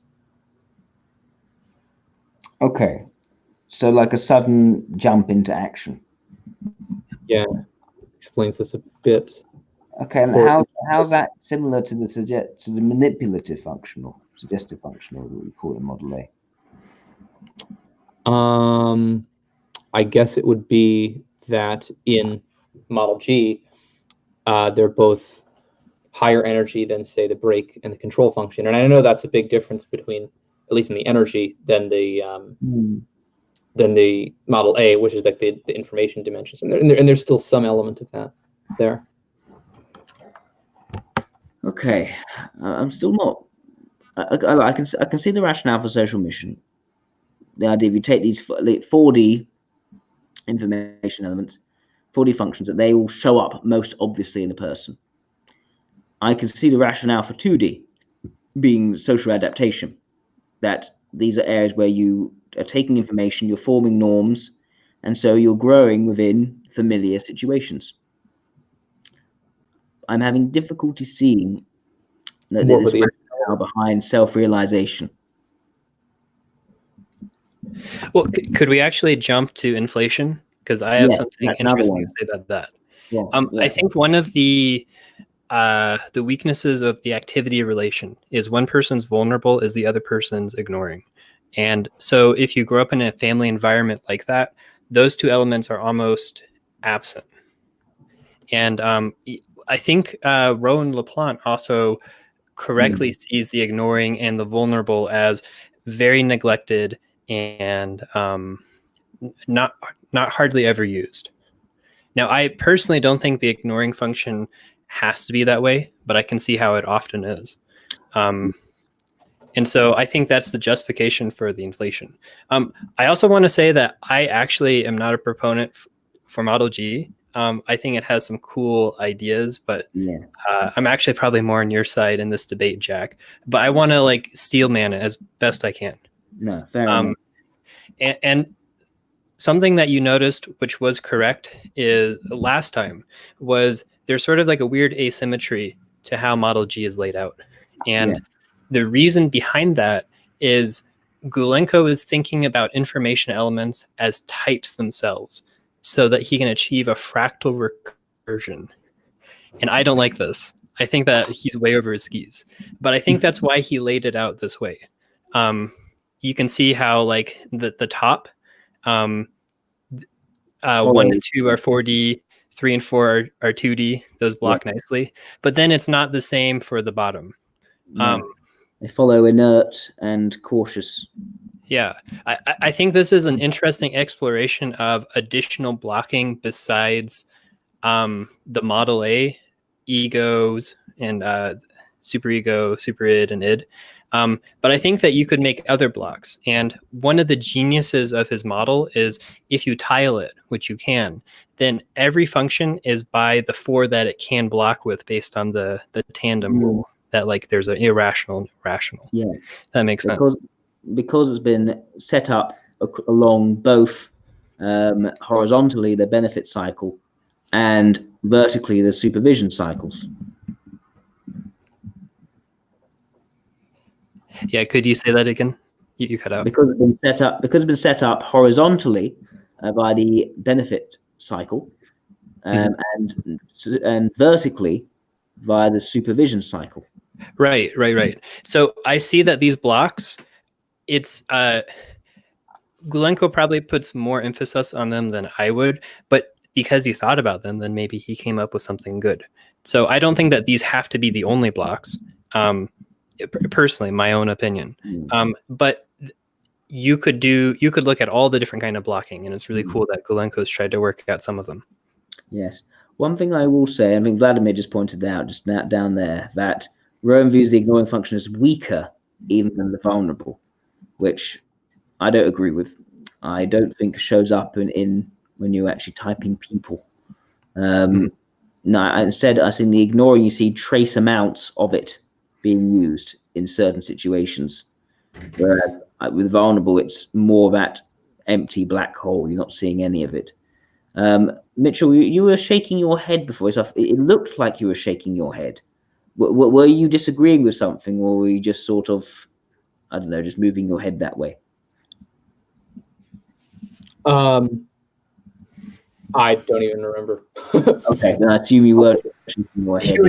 I've been thinking the thing to say as you and Andrew have been having conversations, so I might have just been having conversations in my head. Yeah. One thing I want to be careful of, Andrew, is that this becoming you and me discussion rather than me and Mitchell discussion. Right. So I want to be wary of that. I know that we can often easily hit it off together. Yeah. So, yeah. Where were we? Yes. See, bring back to my point about blocking, Mitchell. I can see how you can put every single element with every other element and come up with an interesting interaction, but I wouldn't necessarily call those blocking. And I feel that by tearing the atoms apart, you're losing that value of the blockings. Okay, so there's actually some sense in which I even agree with that. Like Gulenko doesn't use all the blockings that I posted on that one site. That was just some like fun speculation on my part. He mostly uses like, social mission, social adaptation, self-affirmation, inflation, and then the vertical blockings of the energy. Yeah. But you're right. Actually, the point that you're kind of getting at, that these blockings come together as a whole, actually sort of fits with the idea of how Gulenko views the types as these holistic gestalt images that you have to recognize together. And if you take them into parts, it doesn't translate into a whole just by smashing things together into an integral whole. Okay. By the way, Vlad is asking he can join the stream as well. Is that something we're going to allow? What do you think? Let's not do that. Let's keep it This Yeah, you know what? is the spicy extra. So much to discuss here. It's like we could consider having a discussion in the future, I think, as well. Yeah. And if Vlad wants to come on that one, we can allow that maybe. Okay. Yeah, definitely. I think that is more reasonable. Sorry, Vlad. Next time. Although we did allow Lau on, should we maybe kick Lau off? Yeah, that's cool with me. Yeah. Okay, Lau. Can I say one thing before I go? Say one thing before we kick you. Yeah.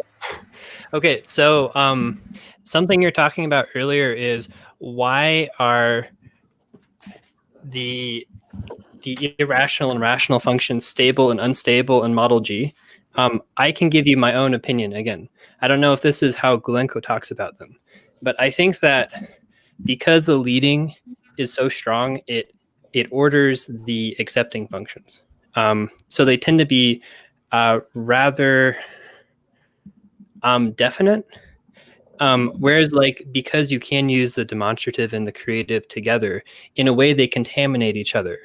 And in a way that's a good thing, because in Model A, your duals and your mirages creative has their demonstrative sort of built into it.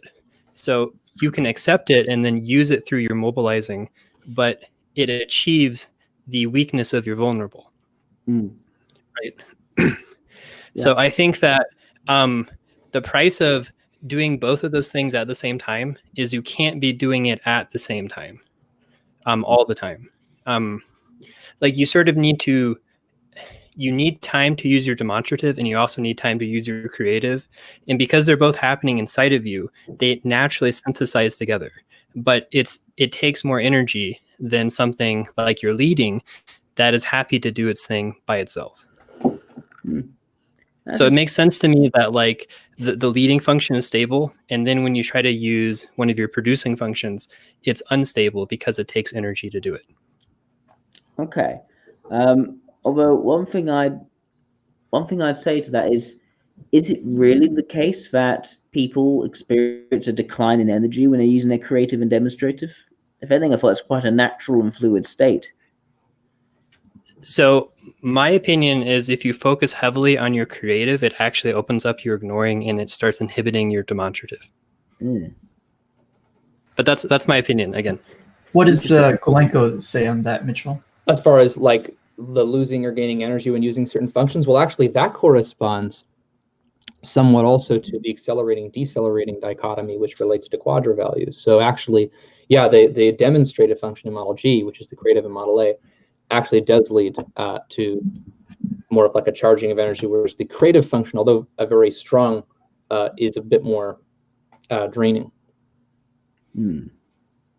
That's actually one way he describes the flow of energy in the type and in the social progress through the quadras as this cycle of energy, actions, and then gaining information, which takes more and more energy to maintain, and then it lowers the energy, and there's these up and down cycles of kinetic and potential energy and things like that, building up energy, using it, and so on as they go across the tunnel.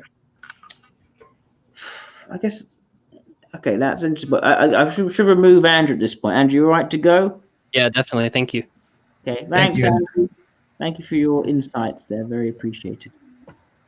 Right. So now one thing that this also leads to, but again and again we find that rather than a sort of structural theoretical support, it's more empirical. It's more about seeing how these types are acting in the world.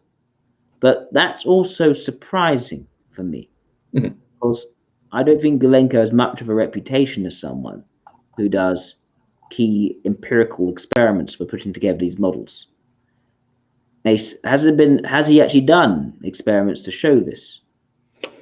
To show, for instance, how the rational types do all these things which you mentioned before, from energy level, from how are they able to relax, how structured they are in different environments across these various spheres, or is it just his anecdotal observations? Yeah, I mean, he does do and wants to do more experiments in his ideas all the time to demonstrate things. But yeah, a lot of it's just based on his experience. And you see how the types act in reality based on how you divide them over many, many years. Watch the relations. Actually, this was another point that relates, because like there's this experiments, you guys talk about the experiments of the benefit rings and how it was like not really that meaningful because Galenko didn't get the whole benefit ring together. And like there is something valuable in demonstrating the whole benefit ring together, but really that's actually very rarely how it happens in reality. Most of the time, and this is something Galenko's seen a lot, is what you actually have is just two people in the benefit ring interacting. Yeah. And so that's mostly what he's basing his observations of the benefit ring around, not these experiments where you get all them together. But there is still something nice in getting the whole benefit ring together because it accentuates the qualities of that whole small group, like Yes. The energy generators or the revolutionaries, as they're sometimes called, or the evolutionary types, and so on and so forth. Now, I remember and also just, sorry, one more thing. It's just that with the experiments, I know like the experience argument on its own, like it's not compelling. Like it's not going to be like, oh, I see what you mean, and so I'm persuaded of your model. That's another value to the experiments, is that they condense the demonstration of something so that it's more maybe widely visible to people who haven't had that experience, and that's really valuable. Yeah, fair. Although, if I recall from looking at that experiment, it didn't actually have the success which Ben wanted it or suggested that it had. If anything, it seemed to suggest a more viable model for energetic communication to the full quadrus suit rather than the benefit cycle. Oh yeah, no, that's a really important model. Quite unstable. So I mean, the quadras are like an energetic ecosystem on their own, and that's also important. And they charge you with energy. Yes. Whereas benefit cycles, it's like the progression through those quadras leading to this sort of tension of opposites. Like the benefactors, they operate on there's like a dynamics to this. They operate on the suggestive function of the benefactor, operates on the suggestive function of the beneficiary. There's like a bit of like a hypnosis there. I think Oshra described that a bit. And the beneficiary has more innovative actions on its demonstrative function, which is creative in Model A. Yeah. Like the weaker control function of the benefactor, but eventually that relationship, you even described it almost as like an energy orgasm in a way, like an overcharging of energy, and that's exactly what happens in benefit relations in energy. Not stable relationships. They're not meant to be like as comfortable or stable as the quadra relationships. You imitate your benefactor, and then you learn certain skills and do like intensive work together. They're intensive work relationships, but after that, you actually have to separate, or an energetic explosion occurs, and they can actually be very conflictual. Yeah, which I think makes sense, certainly in terms of how relationships is described. And it makes sense from the model perspective, looking at how a beneficiary is needing almost too much of a creative function of the benefactor. At the same time, the benefactor is trying to satisfy its suggestive function, but it can't get any of that from the vulnerable function of the beneficiary. So it's inherently unstable. And if it does push forwards, it ends up pushing forwards into, say, another ring in the cycle. So another part of the ring. So yeah, no, I can see that instability and progressive movement forwards because there's dissatisfaction. It will fall apart into another. That's something really important in Jungian psychology, for example, that there's always a tension of opposites in the psyche. And actually, what happens if you have, like, for example, a quadra? Like the quadra is the most comfortable. But what happens is if you just have a quadra for a while, there actually is a lack of tension. And people actually need the tension. Well, not need. I'm not saying need, but like they're moved by the tension of the adjacent quadras and kind of attracted to that as well. So like beta being attracted to gamma or alpha to some extent to energetically move the psychic energy, which also comes from Jung. There's like another definition of that in his sense. It's possible. I'm not sure whether to agree with it or disagree with it. I don't know yet, but maybe. I mean, certainly a little bit of tension in one's life can be a good thing. Although I think, at least in the types which are most inclined towards tension, They're able to create that tension through their relationships. We take, say, an LSI and EIE duality. That's pretty tense, and they create that tension for one another. Yeah, beta quadra does have a lot of tension. It's the highest energy quadra in itself. Yeah, that's true. No, so there's also, and there's, I don't know if I go as far as say there's no tension as far as the inner quadra, but it's increased even farther. Yeah, I mean, I can see alpha and delta duels maybe wanting something to spice up their life that isn't BDSM. So I mean, fair enough. What was I going to say? I'm trying to remember now.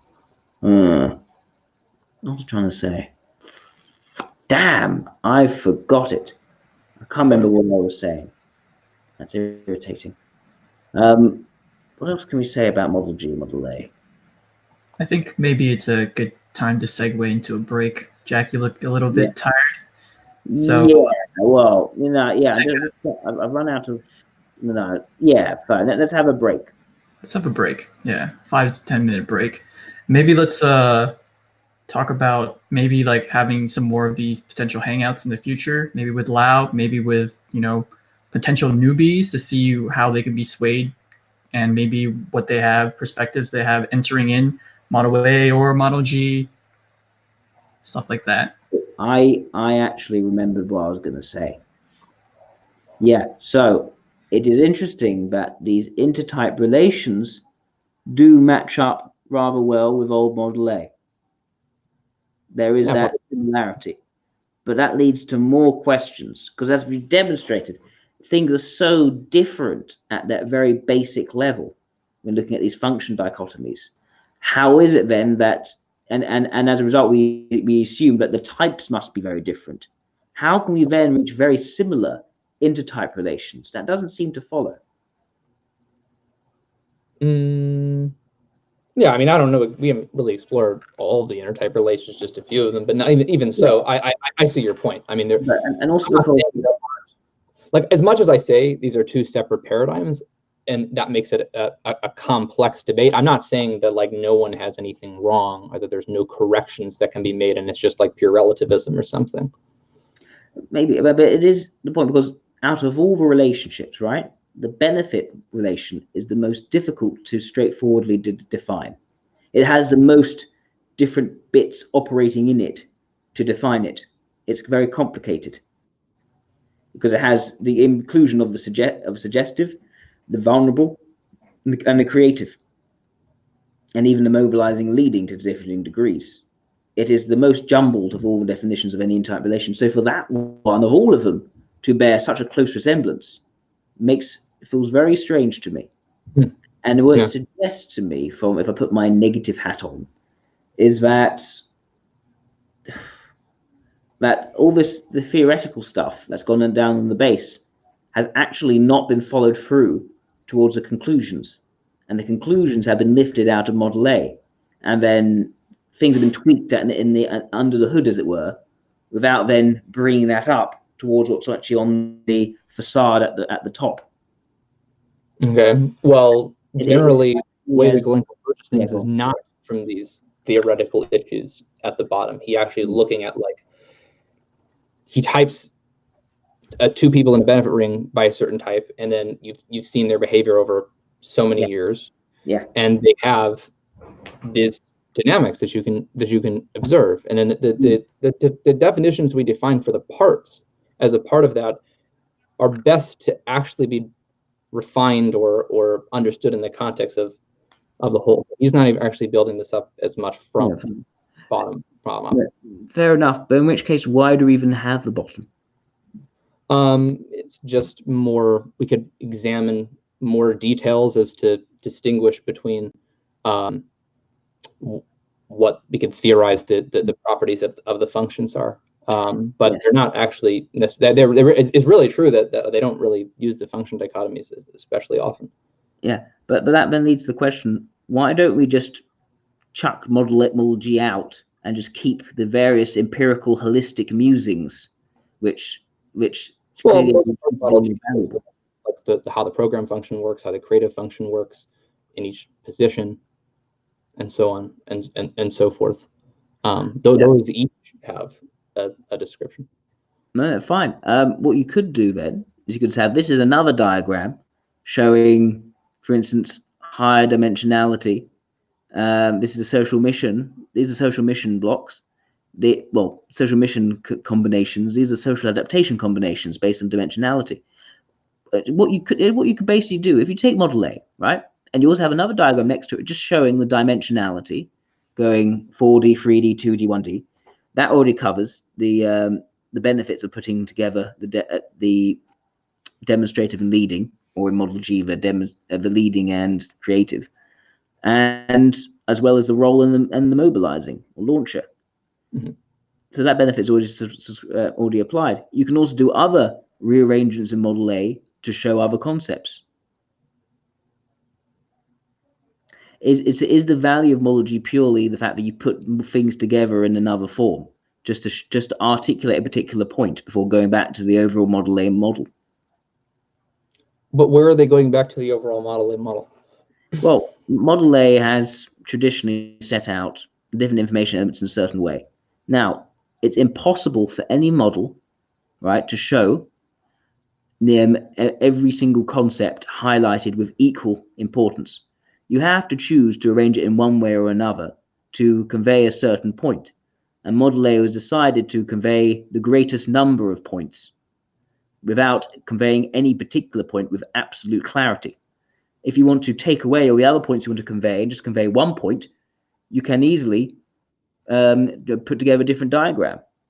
For instance, I think it's, I can't remember which one did it. I think it's Model L by my friend Alicia. It showed rationality a lot more, right?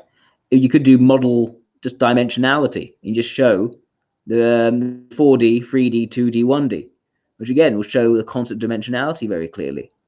You can just have these different drawings, different diagrams to convey points more clearly. It doesn't necessarily mean that you're creating a whole new model for understanding the whole of socionics. It's simply you're just conveying the information elements and they're in certain functions. Well, you're conveying the functions arranged in a different way just to convey a certain point, a certain advantage. That can be dimensionality, that can be inert and cautious, for instance, which was basically what the inflation block is about, as opposed to contact and bold. You can do all sorts of things like that while still taking on all the premises of Model A. You're just showing different bits. You're highlighting certain areas. Why not do that? So why not just stick with Model A and like there's lots of ways that we could choose to theoretically conceive of this model. We want to hear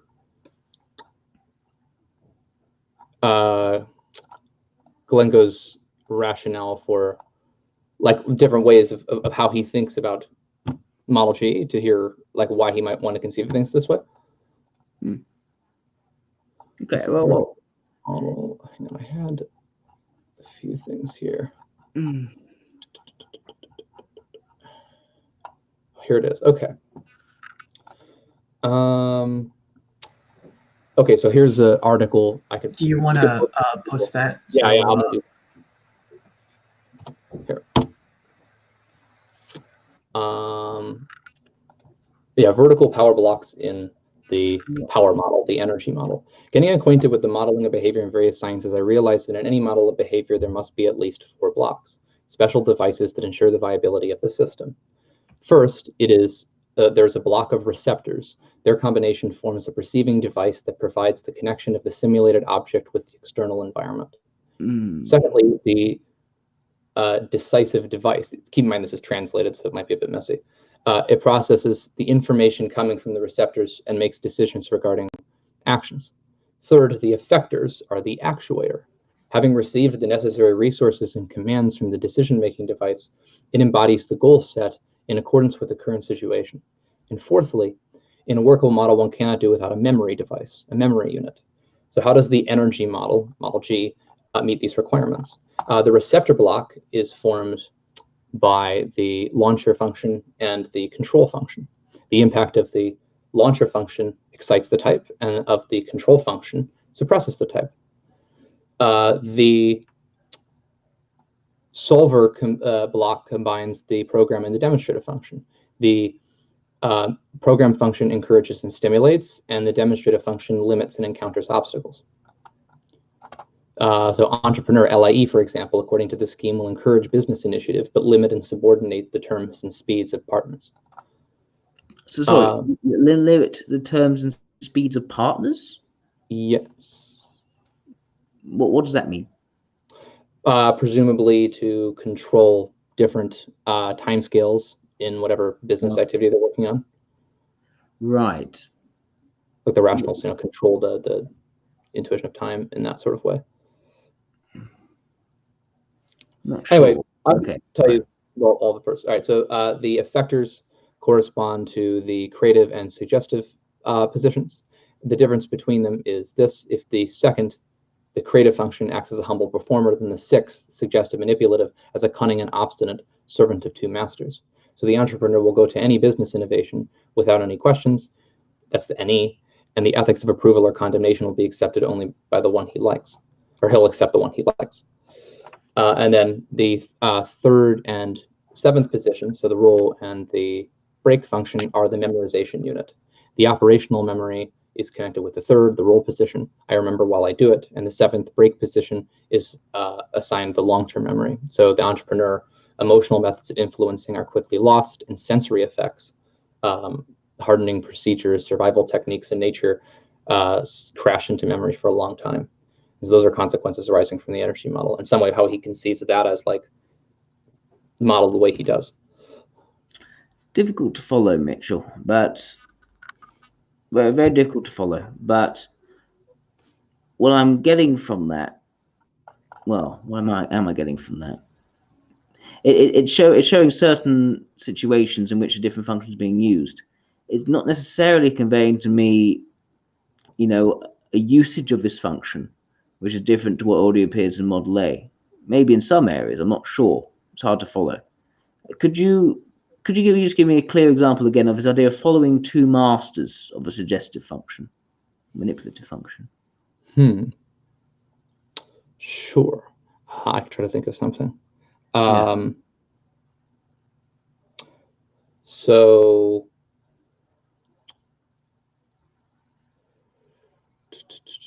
let's see. So if you had something like an inspector, say, maybe an LSI,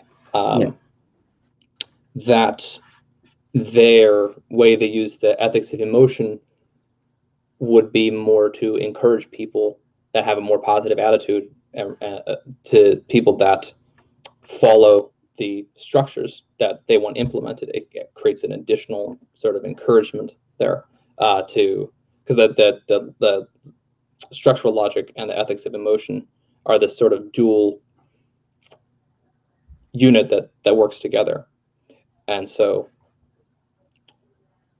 if you, like, structures need encouragement to actually gain attention, to get to be valued in the world, if that makes sense. That's one reason why the LAI and the LSI do use their FE, and their dual does as well, for them to support them.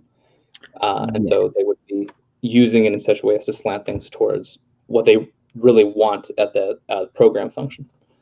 What I understand, why is that suggesting following two masters? Well, that's just it. It's just like, let's say you had, like, as far as in the ethics of emotion, like there's a certain mood in this group that you keep up to get your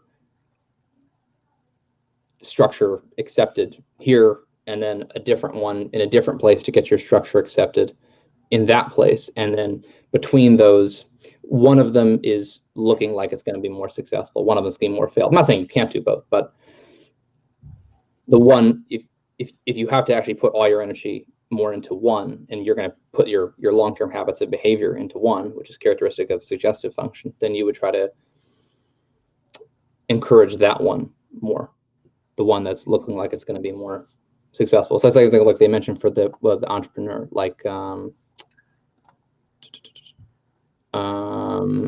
Yeah, like the ethics of approval and condemnation will be accepted by the innovations that it actually fit its business logic more. Oh, okay. So are you saying, tell me if I'm wrong, are you saying that the manipulative function follows two masters, one being this leading and the other being the, well, creative / demonstrative? I don't know if they mean necessarily two masters in the sense of like the functions in the psyche, but like you keep up this manipulative function in the world in various ways, and you try to manipulate things in such a way that you want to use it more optimally for your program function, for the ones that are going to work for your goals that are set by your program function. Okay, it's a bit vague. Okay. It is a bit vague, Mitchell. It also makes you wonder, I think there's something which I broached with Ben about the suggestive function, that it does seem to be something which, at least in certain situations, appears to be stronger than, say, the mobilizing function. Yeah, this is something we discussed it. And I think, actually, I had a point to that. Hang on. Yeah, so one thing you said in your response to my first video was that it's perfectly reasonable for there to be certain situations for the launch to be more important. Mm-hmm. One thing I wanted to know from you is, in what situations would the launcher be more important than the suggestive function? Well, that's a good question. So the launcher function is related to benefit and activity relationships, which are very energetic in nature. And the launcher function is important in the sense that it collects feedback that gives the type of the sort of stimulation that it wants and launches it into social activity, and it has a long range externality, more formal influence at like the social and intellectual level of the communicative space. Whereas the suggestive function is used more on its territory and actually serves more as the long-term habits and yeah, I don't know what else to say on that. Long-term habits of the type that they can do, not necessarily with the greatest informational understanding, but with endurance and in a way that actually supports the program function or like the control function. Could you give me an example of that with a type? Which one? Let's go for who's someone who I and Victor Glenn could actually agree on for a typing? Who's someone which we both agreed on for a typing? Do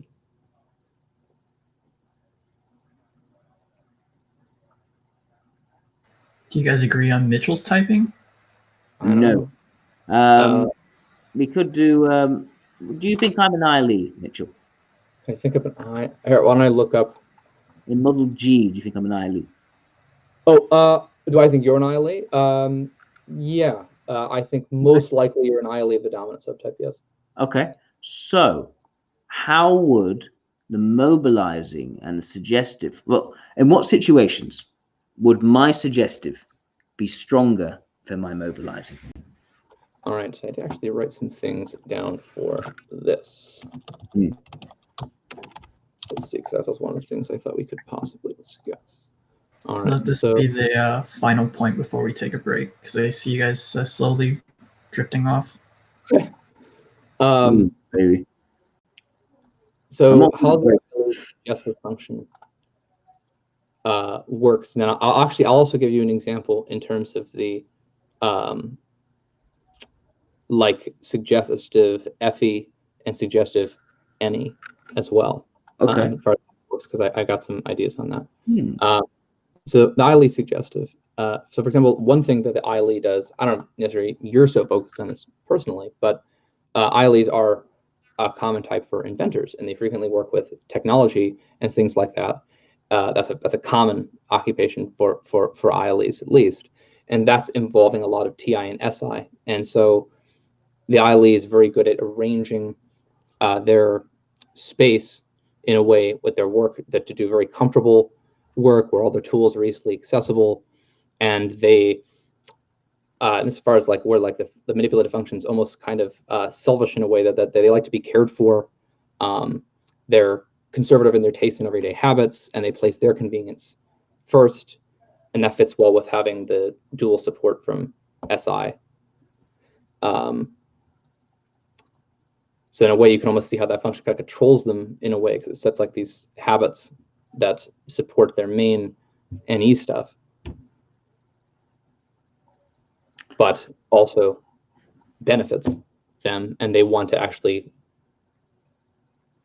manipulate things to put it in the best situation for them, and that's ideal in certain relationships.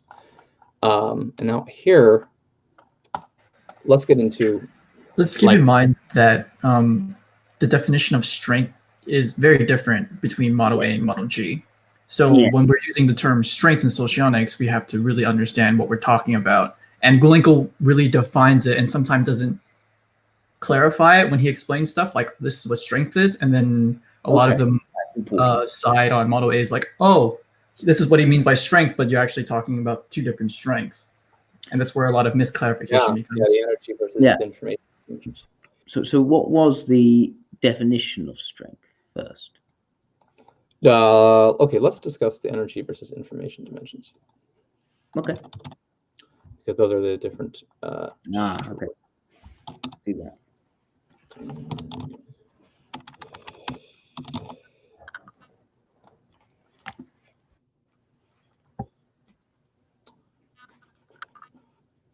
I have this written down. Okay. So the fact is that dimensionality can be understood in different ways. This is either the freedom of action of the function, degree of freedom of behavior, or the complexity of the internal structure of the function, which occupies one or another position in the model. And if in a simple way, then we're talking about energy or information dimension. So an information dimension will increase from input to output, similar to how individuals, well, that's more like how the sociotype's actions gets more complex as they go from the launcher to the program to the creative to the role. But that's not energy dimension. The energy dimension is more like the energo maximum, energo optimum, energo minimum, and energo pessimum. And so the program and demonstrative function in Model G are energetically strong, and they have the lion's share of the total energy consumption of the socionics object. I'm going to post a link to this article so people can read it if they want. Maximum, whereas optimum, I imagine. Optimum is the function that takes as much energy as needed to solve the current problem. And rule and the break are energy minimum functions that support the functioning of a socionic object at a lower energy level. And the launcher and the control function are functions frantically spending residual energy only in the most extreme case. Now this is an interesting point, Mitchell, because purely from just saying optimum, just using whatever energy is necessary to fulfill the problem, I find that doesn't really make much sense for my suggestive function. I would say that I don't solve a problem. So it's moot whether I use the right amount of energy or not. I don't solve the problem. Clearly, I'm not using enough energy, if it is a matter of energy, or just a matter of just not knowing how. So you're just having trouble making sense of how energy optimal is in this case. Because yes, this idea of optimum makes a lot of sense for the creative function Model A, demonstrative function Model G. It makes so much sense because it's cautious, but it's strong. So it's understated, but it's very capable. It's able to, again, use as much much energy as needed to fulfill the problem. It doesn't overdo it.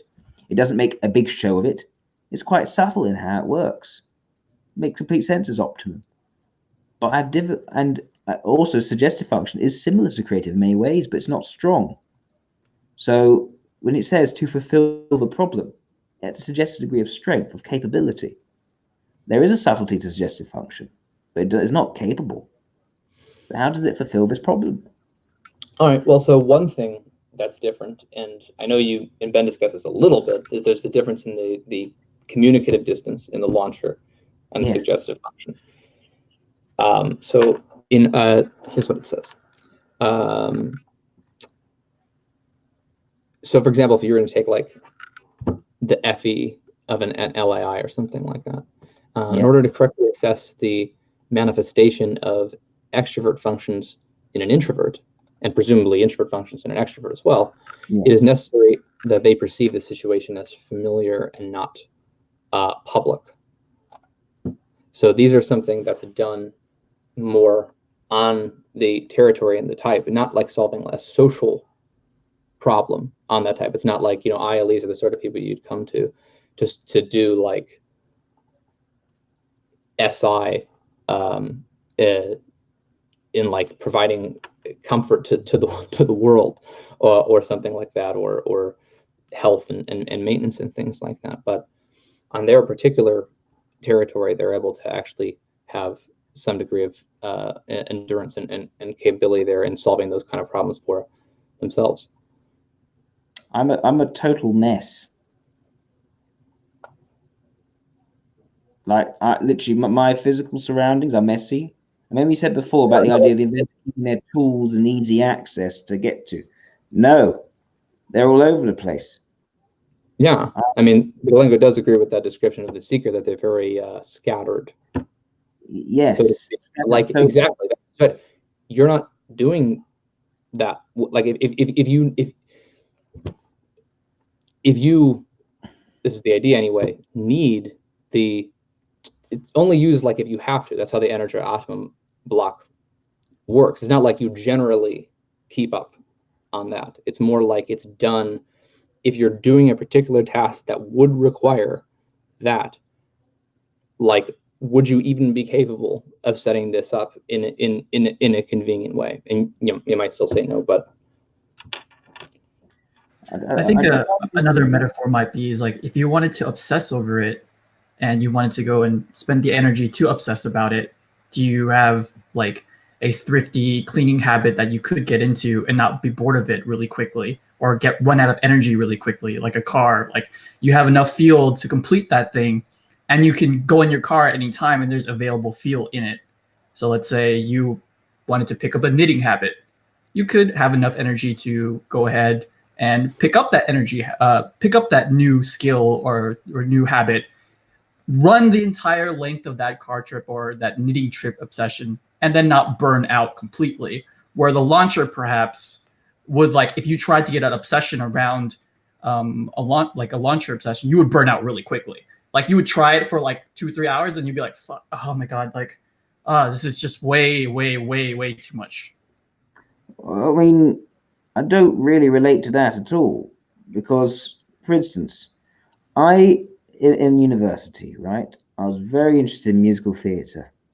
I like being on stage. I like performing. I enjoy being in front of people and actually performing, having an effect on other people. So what I used to do, there are actually video clips of me on YouTube playing this really unsavory character, but I really enjoyed that. I didn't feel immediate burnout.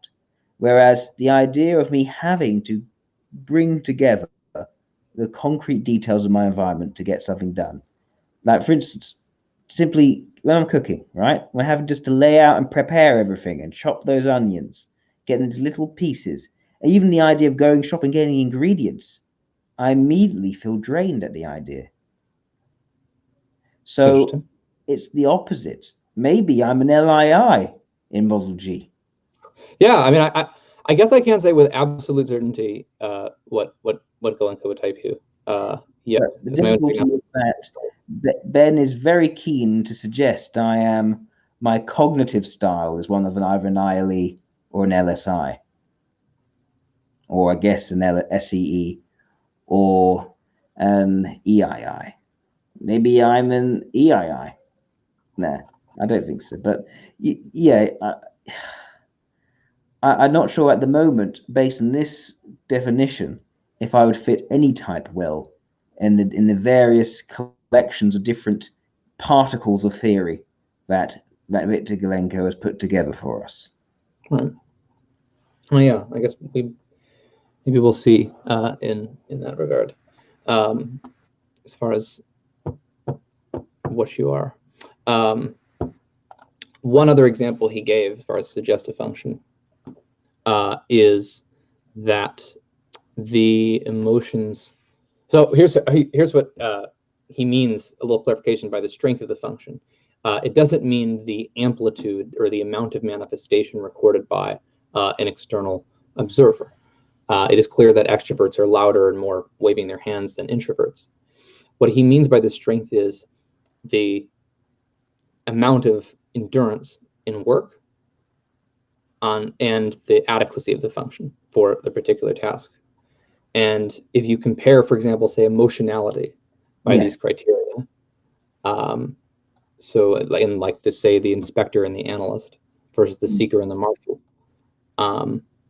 and he's done this by comparing repeatedly the expression of their emotions in photographs of these types. The analyst and the inspector will be, emotions of the analyst and the inspector will be richer, more differentiated and more adequate than the emotions of the marshal and the seeker. And the same can be done with intuition of opportunities, evaluating it by ingenuity and originality of the proposed solutions. The master and the mediator, SLI and SEI, will surpass the enthusiast and administrator, ESC and LSE, in the resourcefulness and the originality of their decisions in an uncertain area.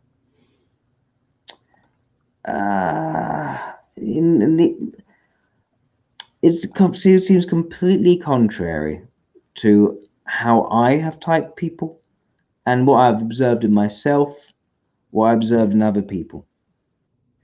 That's going to be one of the biggest areas of contrariness between the models, most likely, because I know you do use that mobilizing versus suggestive a lot, and that's not something that is used in Model G. In other words, every single time I've typed someone through this method, I would have basically done it wrong in Model G. And so I may have had, at least from Model G's perspective, I'd have made countless mirror typing errors. Well, not necessarily, because also there's the fact that you might also just be noticing the amplitude of the function being different. So it's not like, I mean, the person's still going to use their launcher in the world in some way, and they're very kind of excited by that. So it motivates the type a lot, the launcher. So you might still have noticed that in some circumstances and still considered it to be, relatively weak. Goodness. All right, let's definitely take that break. We are going on. Okay, let's take that break. Let's look at some questions. Let's look at some questions. Let's look at some questions. Sure thing. Let's see the questions. Was any here? Let's see. I know there's one guy's asking a question, but if he's aiming it at us. Female ENTP says, can you please have the time to do this again? Maybe tomorrow? Not tomorrow. I'm working. Yeah, during the week, it's hard for me too. But maybe another weekend would be lovely. Well, I've got other people also want to have discussions with me. So, yeah, I've been. And it was good to have this discussion now, because it's like, I wasn't necessarily obvious to me coming into this discussion of what we were going to like discuss and like where the issues would collide. So like now that I have a little bit more experience with that, I wonder if it might be possible to even make it even more productive in the future. Yeah, maybe. I think it hasn't been, but the thing is, I prepare some stuff. Like I have written out responses to your responses to my video, and also I put together like a table of various, function dichotomies and how they interact. But I just keep those as things to refer to if they come up in a discussion. Gotcha. I feel there's something organic about just discussing and seeing what comes out, and I sort of like that. I don't like limiting what we're going to discuss so much. Yeah, I don't know the structure. It grates on me because something interesting can come out which we can then explore. And I think and yes, stuff which we intend to discuss will almost certainly come out as well. So I find I like each one of these being a surprise, and I think actually it's almost impossible to control the outcome based on where it goes. I think there's almost no point in doing it. I think one of the things that could be more productive is we could spend less time reading descriptions, because that's something like somebody could have a link to, and then they could read it on their own time, and that would save a lot more time for discussions. Sure. But this is another issue that, at least for me, I'm in an advantage here, that I'm not reading from descriptions. I've got it all in here already. Whereas Mitchell, I think you haven't got it all in here already, or you're not as confident maybe in putting it together in an articulate format to then say very quickly yourself. Not sure why. I know Andrew had a lot of experience explaining this to people live. Yeah, fair enough. And also he's representing Golenko, right? So it's not like if Golenko directly interfaced with you, that would be a different story. Then he would just use all his do this in there. He wouldn't be reading descriptions. That is a fair point. You are in a disadvantaged situation because of that, because you are defending a particular figure and their views rather than necessarily conveying your own views from understanding the model. So I'm trying to do that, but I try to reference his views to the best of my ability to make sure I'm representing it. Yeah. Although at the same time, I do think that my views aren't necessarily entirely my views, but rather what I've picked up from actually reading through what the definitions are. So, but then again, I don't think Golenko's set it. It seems evident to me that Golenko hasn't set it out as formulaically as Alstra did, in such a way that you can easily show how every single bit is interconnected and linked, which leads to how everything makes sense. No, and that actually does get into the cognitive styles and the evolutionary versus involutionary types. Is that Alstra, for sure, she types Alstra as an ILE, and so she has that causal determinist style, which is like every link is very clearly placed in the model, whereas Golenko has the holographic panoramic cognitive style, which is more terse and succinct and like holistic in describing these larger cuts of the problem. But that doesn't necessarily mean that it's a bit harder to understand the how it links in the intermediate links together. So I think that's, I guess, something we're working on putting together so that more people can understand that. Yes, and of course I am a causal deterministic cognitive style, representing a cognitive deterministic, causal deterministic cognitive style. So it matches up well for me. And maybe it's the fact that I like Model A simply because I'm a causal deterministic cognitive style. But I don't know. I guess the audience will be the judge of that. Yeah, Golenko does make a point, or just maybe an observation or statement, that Model A people, or the people more that agree with Model A, tends to be more of the process-orientated type, because it's just more logically sound and all of it's there. And they also present the bigger picture and then all the connections in between, but then they sort of sometimes leave out like the other way, right? So if it was going horizontally, what about the vertical way? And Golenko does a really good job of zooming in on these fragmented pieces where most people on Model A are not focusing on, and then he just kind of like extends that part, and then it doesn't fully explain that part in a super logical sequence, but goes on to jump to another part that everybody else is not looking at. So he likes to jump around in those points. You know, I would totally appreciate that. I would totally appreciate the idea of jumping around different parts of the model to highlight areas of import, to actually build a greater understanding of the nuances which aren't entirely obvious just by looking at Model A as it's typically set out. I think that is a great idea, really great. But that does not, if that is purely the rationale, with a totally different set of functions, that's what strikes me as there's a dissonance there.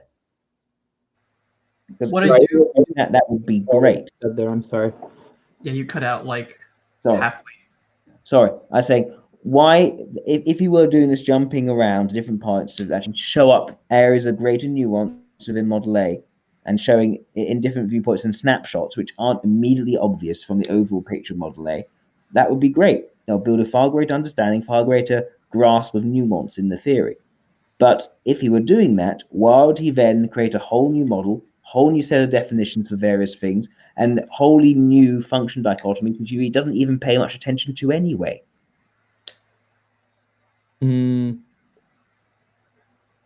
Well, he's dealing with a different set of observations that are best. Like you mentioned, like, you know, you were very surprised at the suggestive function, the launcher, and all this stuff. Like he's not surprised by that. That's actually like what he's seeing in his model. So he's created another model to fit the way he divides the types and how they go between the different functions, and how he conceptualizes them as this device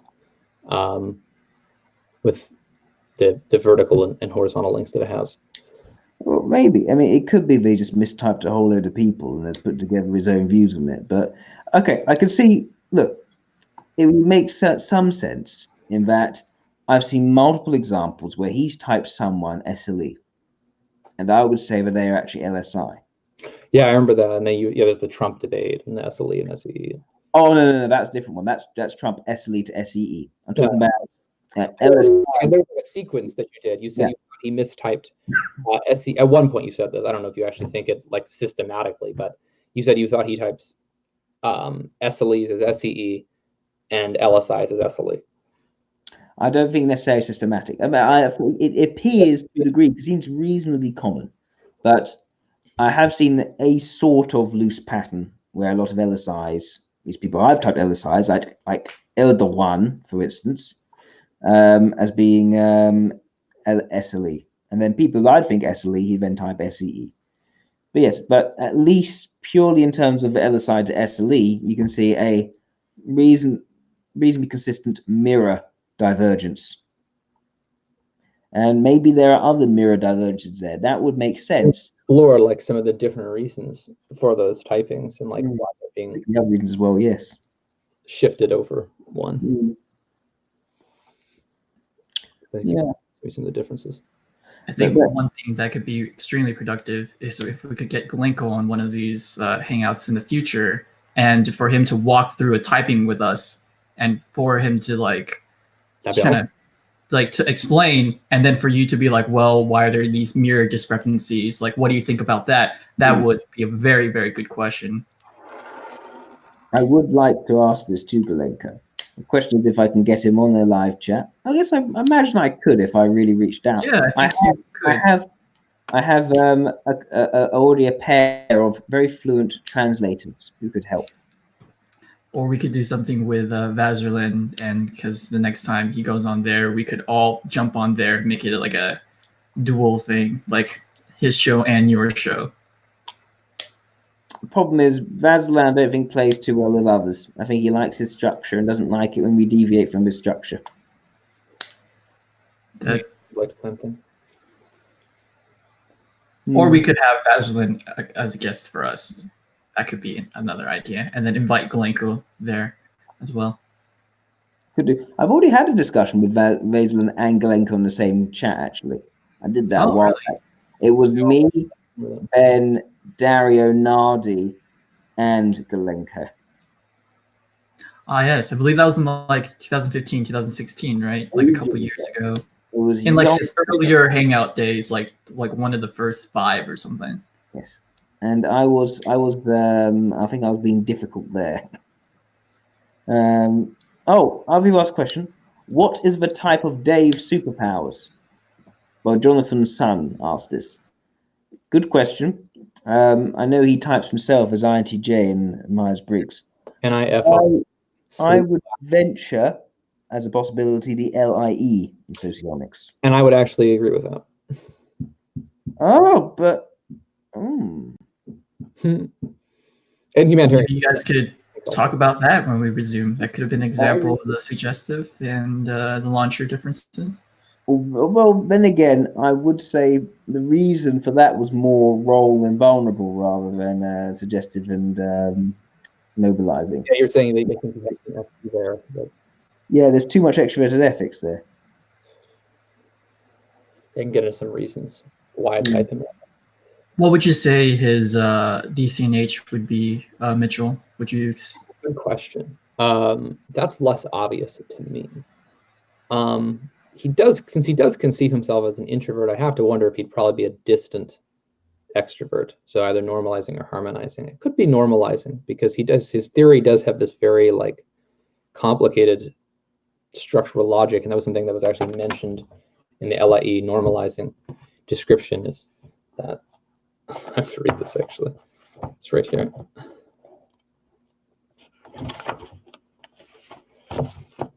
Yeah. Yeah, Mitchell is reading Golenko's books. Yeah, entrepreneur designer is the normalizing subtype. Loves to explain his rather complicated systems and tries to circulate them as models for a wide range of phenomena. Although he tends to oversimplify developments, losing sight. Yeah, well, there it is. Like they tend to have these complicated models, and the normalizing LA will not believe assumptions that are not backed by evidence. He focuses a lot on like the evidence and the agreements that people can make on the types, like double blind. That's like a big focus of his. That is also so kind of very p-valuing, I think, as you conceive of it too. Yeah. It's like he approaches his model in some ways. It's like it's not focused on like the structural elegance, but like trying to just empirical patterns to emerge. I find there's a lot of splitting hairs, and almost arbitrary how these hairs are to be split. That's because he's noticed something that's different here. Oh, I've got to split my model into multiple parts to make sense of it. Yeah, it's actually somewhat similar to Golenko in that sense. So we could have that conversation about Dave's model. Which model? Dave's model. It's different in that sense. Like another typology that has its own reasons for splitting things, and they split off from created their own structure. I don't know. I think it's no. I feel the shape of the model is very different. It is very different. What I mean, well, actually, to be fair, maybe with DC&H actually, but 211. But far more. Because his issue is one of endless subtyping. Yeah, he's got a lot of. He has like 9 binary coins. I think it's like 2 to the 9th power types. Oh goodness, he's gone further. Yeah, well, that again is endless subtyping. It's endlessly splitting hairs, rather than what Golenko is doing is sort of restructuring and focusing on different parts in ways which don't entirely together. One's AI, one's LIE. Yeah, maybe. Yeah, they're both evolutionary in that sense. Exactly. I know some people were suggesting that C.S. Joseph was LIE, but I've changed my mind on that one. What do you think he is? EIE. Yeah, I think that's makes sense. But okay. Now that is where it's interesting, because I typed in EIE because his introverted logic seemed especially weak, whereas there was quite a bit of extroverted sensation. So he was trying introverted logic. It just wasn't. I haven't actually looked like closely at him. I just sort of heard things. Okay. Well, have a look. See what you think, because if this conception is right, that essentially the mobilizing suggestive being swapped in our understanding, you may type in IEI, or you may see something completely unrelated to this point to type in a completely different type. Yeah, that's one thing you guys could do is maybe you could look through Golenko's typings and you see which ones you agree with, Jack, and which ones you disagree with. Same with, you and Mitchell can come up with things that you disagree with and agree with, see how you guys reach that conclusion, what is, complementary and what is not. Yeah, I put that together a while ago. So I could find that and send it to you. That'd be great. You actually got a list of Golenko's typing? Yeah. I mean, yeah. Happy to take a look at that. That would be cool. So I've already got my bank of benchmark typings. Yeah, but I was comparing it to. Do you think we should discuss this now? Do you think we should? That should definitely be, another thing. I think so. Maybe next weekend or something like that. Yeah, no, I think that is fair. I'm just trying to see if there's anything else from my response to your notes. which we could discuss. Okay.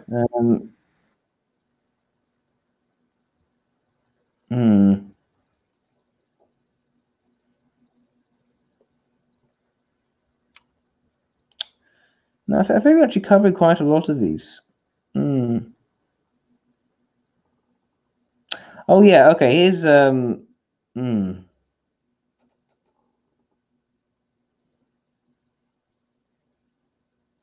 Yes, you. Hang on.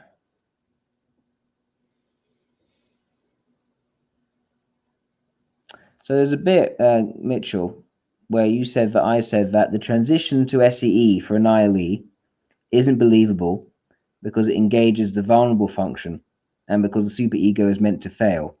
Mm-hmm. And you said that my reasoning was going towards primitive or inflexible. Mm-hmm.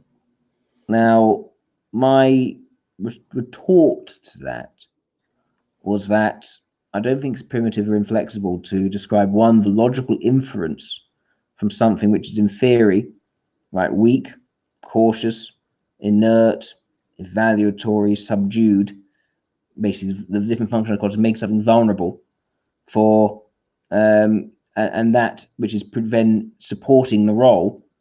I don't think it is inflexible to say that basically leads to this interaction where the vulnerable lets down the role. I think it seems to follow.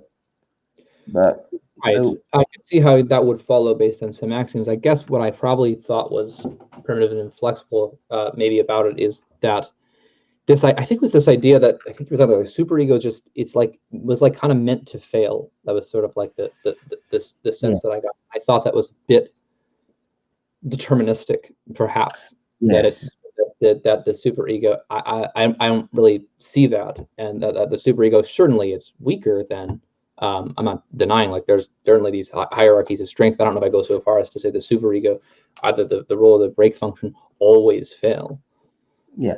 Oh no, I think well, when I say meant to fail, I may be reading too much of a determinism into it. Fair enough. Like, almost like, look at the clock. Oh, it's so well designed, it must have been made by God, that sort of thing. Fair enough. Okay. No. But what I was getting at is that if you look at the function dichotomies for a vulnerable function, including its roles of the producing function, the supply function to the role function, it seems almost set up in such a way where the role function is meant to call on it, and it's not meant to budge, therefore causing the role to fail. And I think that makes some sense because we can, if you take an ILE like my type, right? When I do use extrovert sensation, and I use it not blocking it with introverted ethics, I'm blocking it with introverted logic. If you see me on my forum, I can, to some extent, lay down the law of certain rules. Mm-hmm. What I'm not very good at doing is asserting myself based on my personal relationships. Actually calling on trust or loyalty to help things out in that regard. I have no confidence in doing that. I wouldn't dream of doing that. So that's what I mean. When you're using a role in the way which is blocked with the vulnerable, it all seems almost doomed to fail. It never seems to work out well. And there's a rationale for why that would be based on the function dichotomies. Yeah, in Model G, there's something a little similar, I would say. Yeah, as long as you're like more nuanced about it like that. Like you can use these are the inergo minimum functions in Model G that corresponds to the superego, so that you can use them at low levels. But if you try to like overcharge the break function, or like the vulnerable in Model A, and have it do something, it leads to inflation. That's the idea. What that is like the weakest block actions on it require a lot of effort, usually are not crowned with success. With active actions in this block, inflation, bloating occurs. More and more energy is expended until the system overflows and an energy surge occurs. So yeah, like it's you have to be careful with the break function. I do have difficulty seeing these energy transferals going on in the type. It's hard to articulate. It's something which Vic Gallagher has experienced with certain people who he may or may not have typed in a way which I would have deemed correctly. And he's picking up these sort of energy movements, whatever else it is. it's also a thing which, if it is so energetic, so physical and behavioral, it would be good to pick out in some real examples in their behavior. Have a good bank. I think that would help to illustrate this theory more, make Totally it agree. less, make it far less. Because at the moment, when I listen to it, every single time people trying to explain it, it comes across as very vague, hard to see in examples, and it can't lean back on the very deductive logical structure of Model A can lean back on, because it hasn't put in that focus. No, you're right. I mean, it doesn't focus on deductive stuff. And I think this is why when people are watching this debate, even more so with Ben's debate, I don't think Model G has been sold or done the justice which maybe it could have been done for it, because not for due to your fault, but because there hasn't had that infrastructure put in. No, I think you're right. I think there could absolutely be more effort put into explaining things, making them apparent, seeing the whole picture and how it all fits together. I think something in the future episodes you could do is like when you guys come up with that typing, right? Then Mitchell could say, you know, here are those examples. Jack, can you also see them based on your experience of these characters or people, right? Here are Model G examples, representations. Yeah. Can you see those observations directly for yourselves? Because it is more, Model G is a little bit more like, you know, like observable. And if you can't see it directly from your own experience, it's going to be really hard. But if you could, with the same agreeable typings, then you can come up with your own arguments for what you can see or what you couldn't see. Yeah, I think that would be a very useful exercise. That might be worth doing in a follow-up discussion, Mitch. Would you enjoy doing that? A follow-up discussion? Absolutely. Yeah, I think that would be very productive. Great. I think we should do it. And it brings in some of that structure, Ink. I think you might like that. So, yeah, no, I think we should do it next time. I think this is around the right time to maybe finish, because it's been 2 hours, 46 minutes. I think we've exhausted conversation at this particular point, but we've got some new things to tackle and maybe a further discussion. And yeah, and any final thoughts, guys? I think one more thing that could be beneficial is to add Lau on future discussions as well. I think so. Also Vlad. Don't forget Vlad. We can't leave out Vlad. Because Vlad is very insightful, very intelligent, and I like having him on board. Yeah. Okay, I think we do it. Make it more of a collective thing. I think it could we've got greater structure that allows to have more people on board as well. Good. I think we should finish there, and I should have a drink of water. Thank you so much, Mitchell. Thank you so much, Ink. What is your actual real name? My name is Victor. Well, really? Thank you very much, Victor, for chairing this discussion. I greatly appreciate it. Yes, but it's not with a K, it's with a C. Ah, Victor. Oh, I see. Not that Victor. Gotcha. Perfect. Take care, both of you, and thank you, everyone, for tuning in as well. Yeah, thank you both. Have a great evening. I enjoyed the discussion.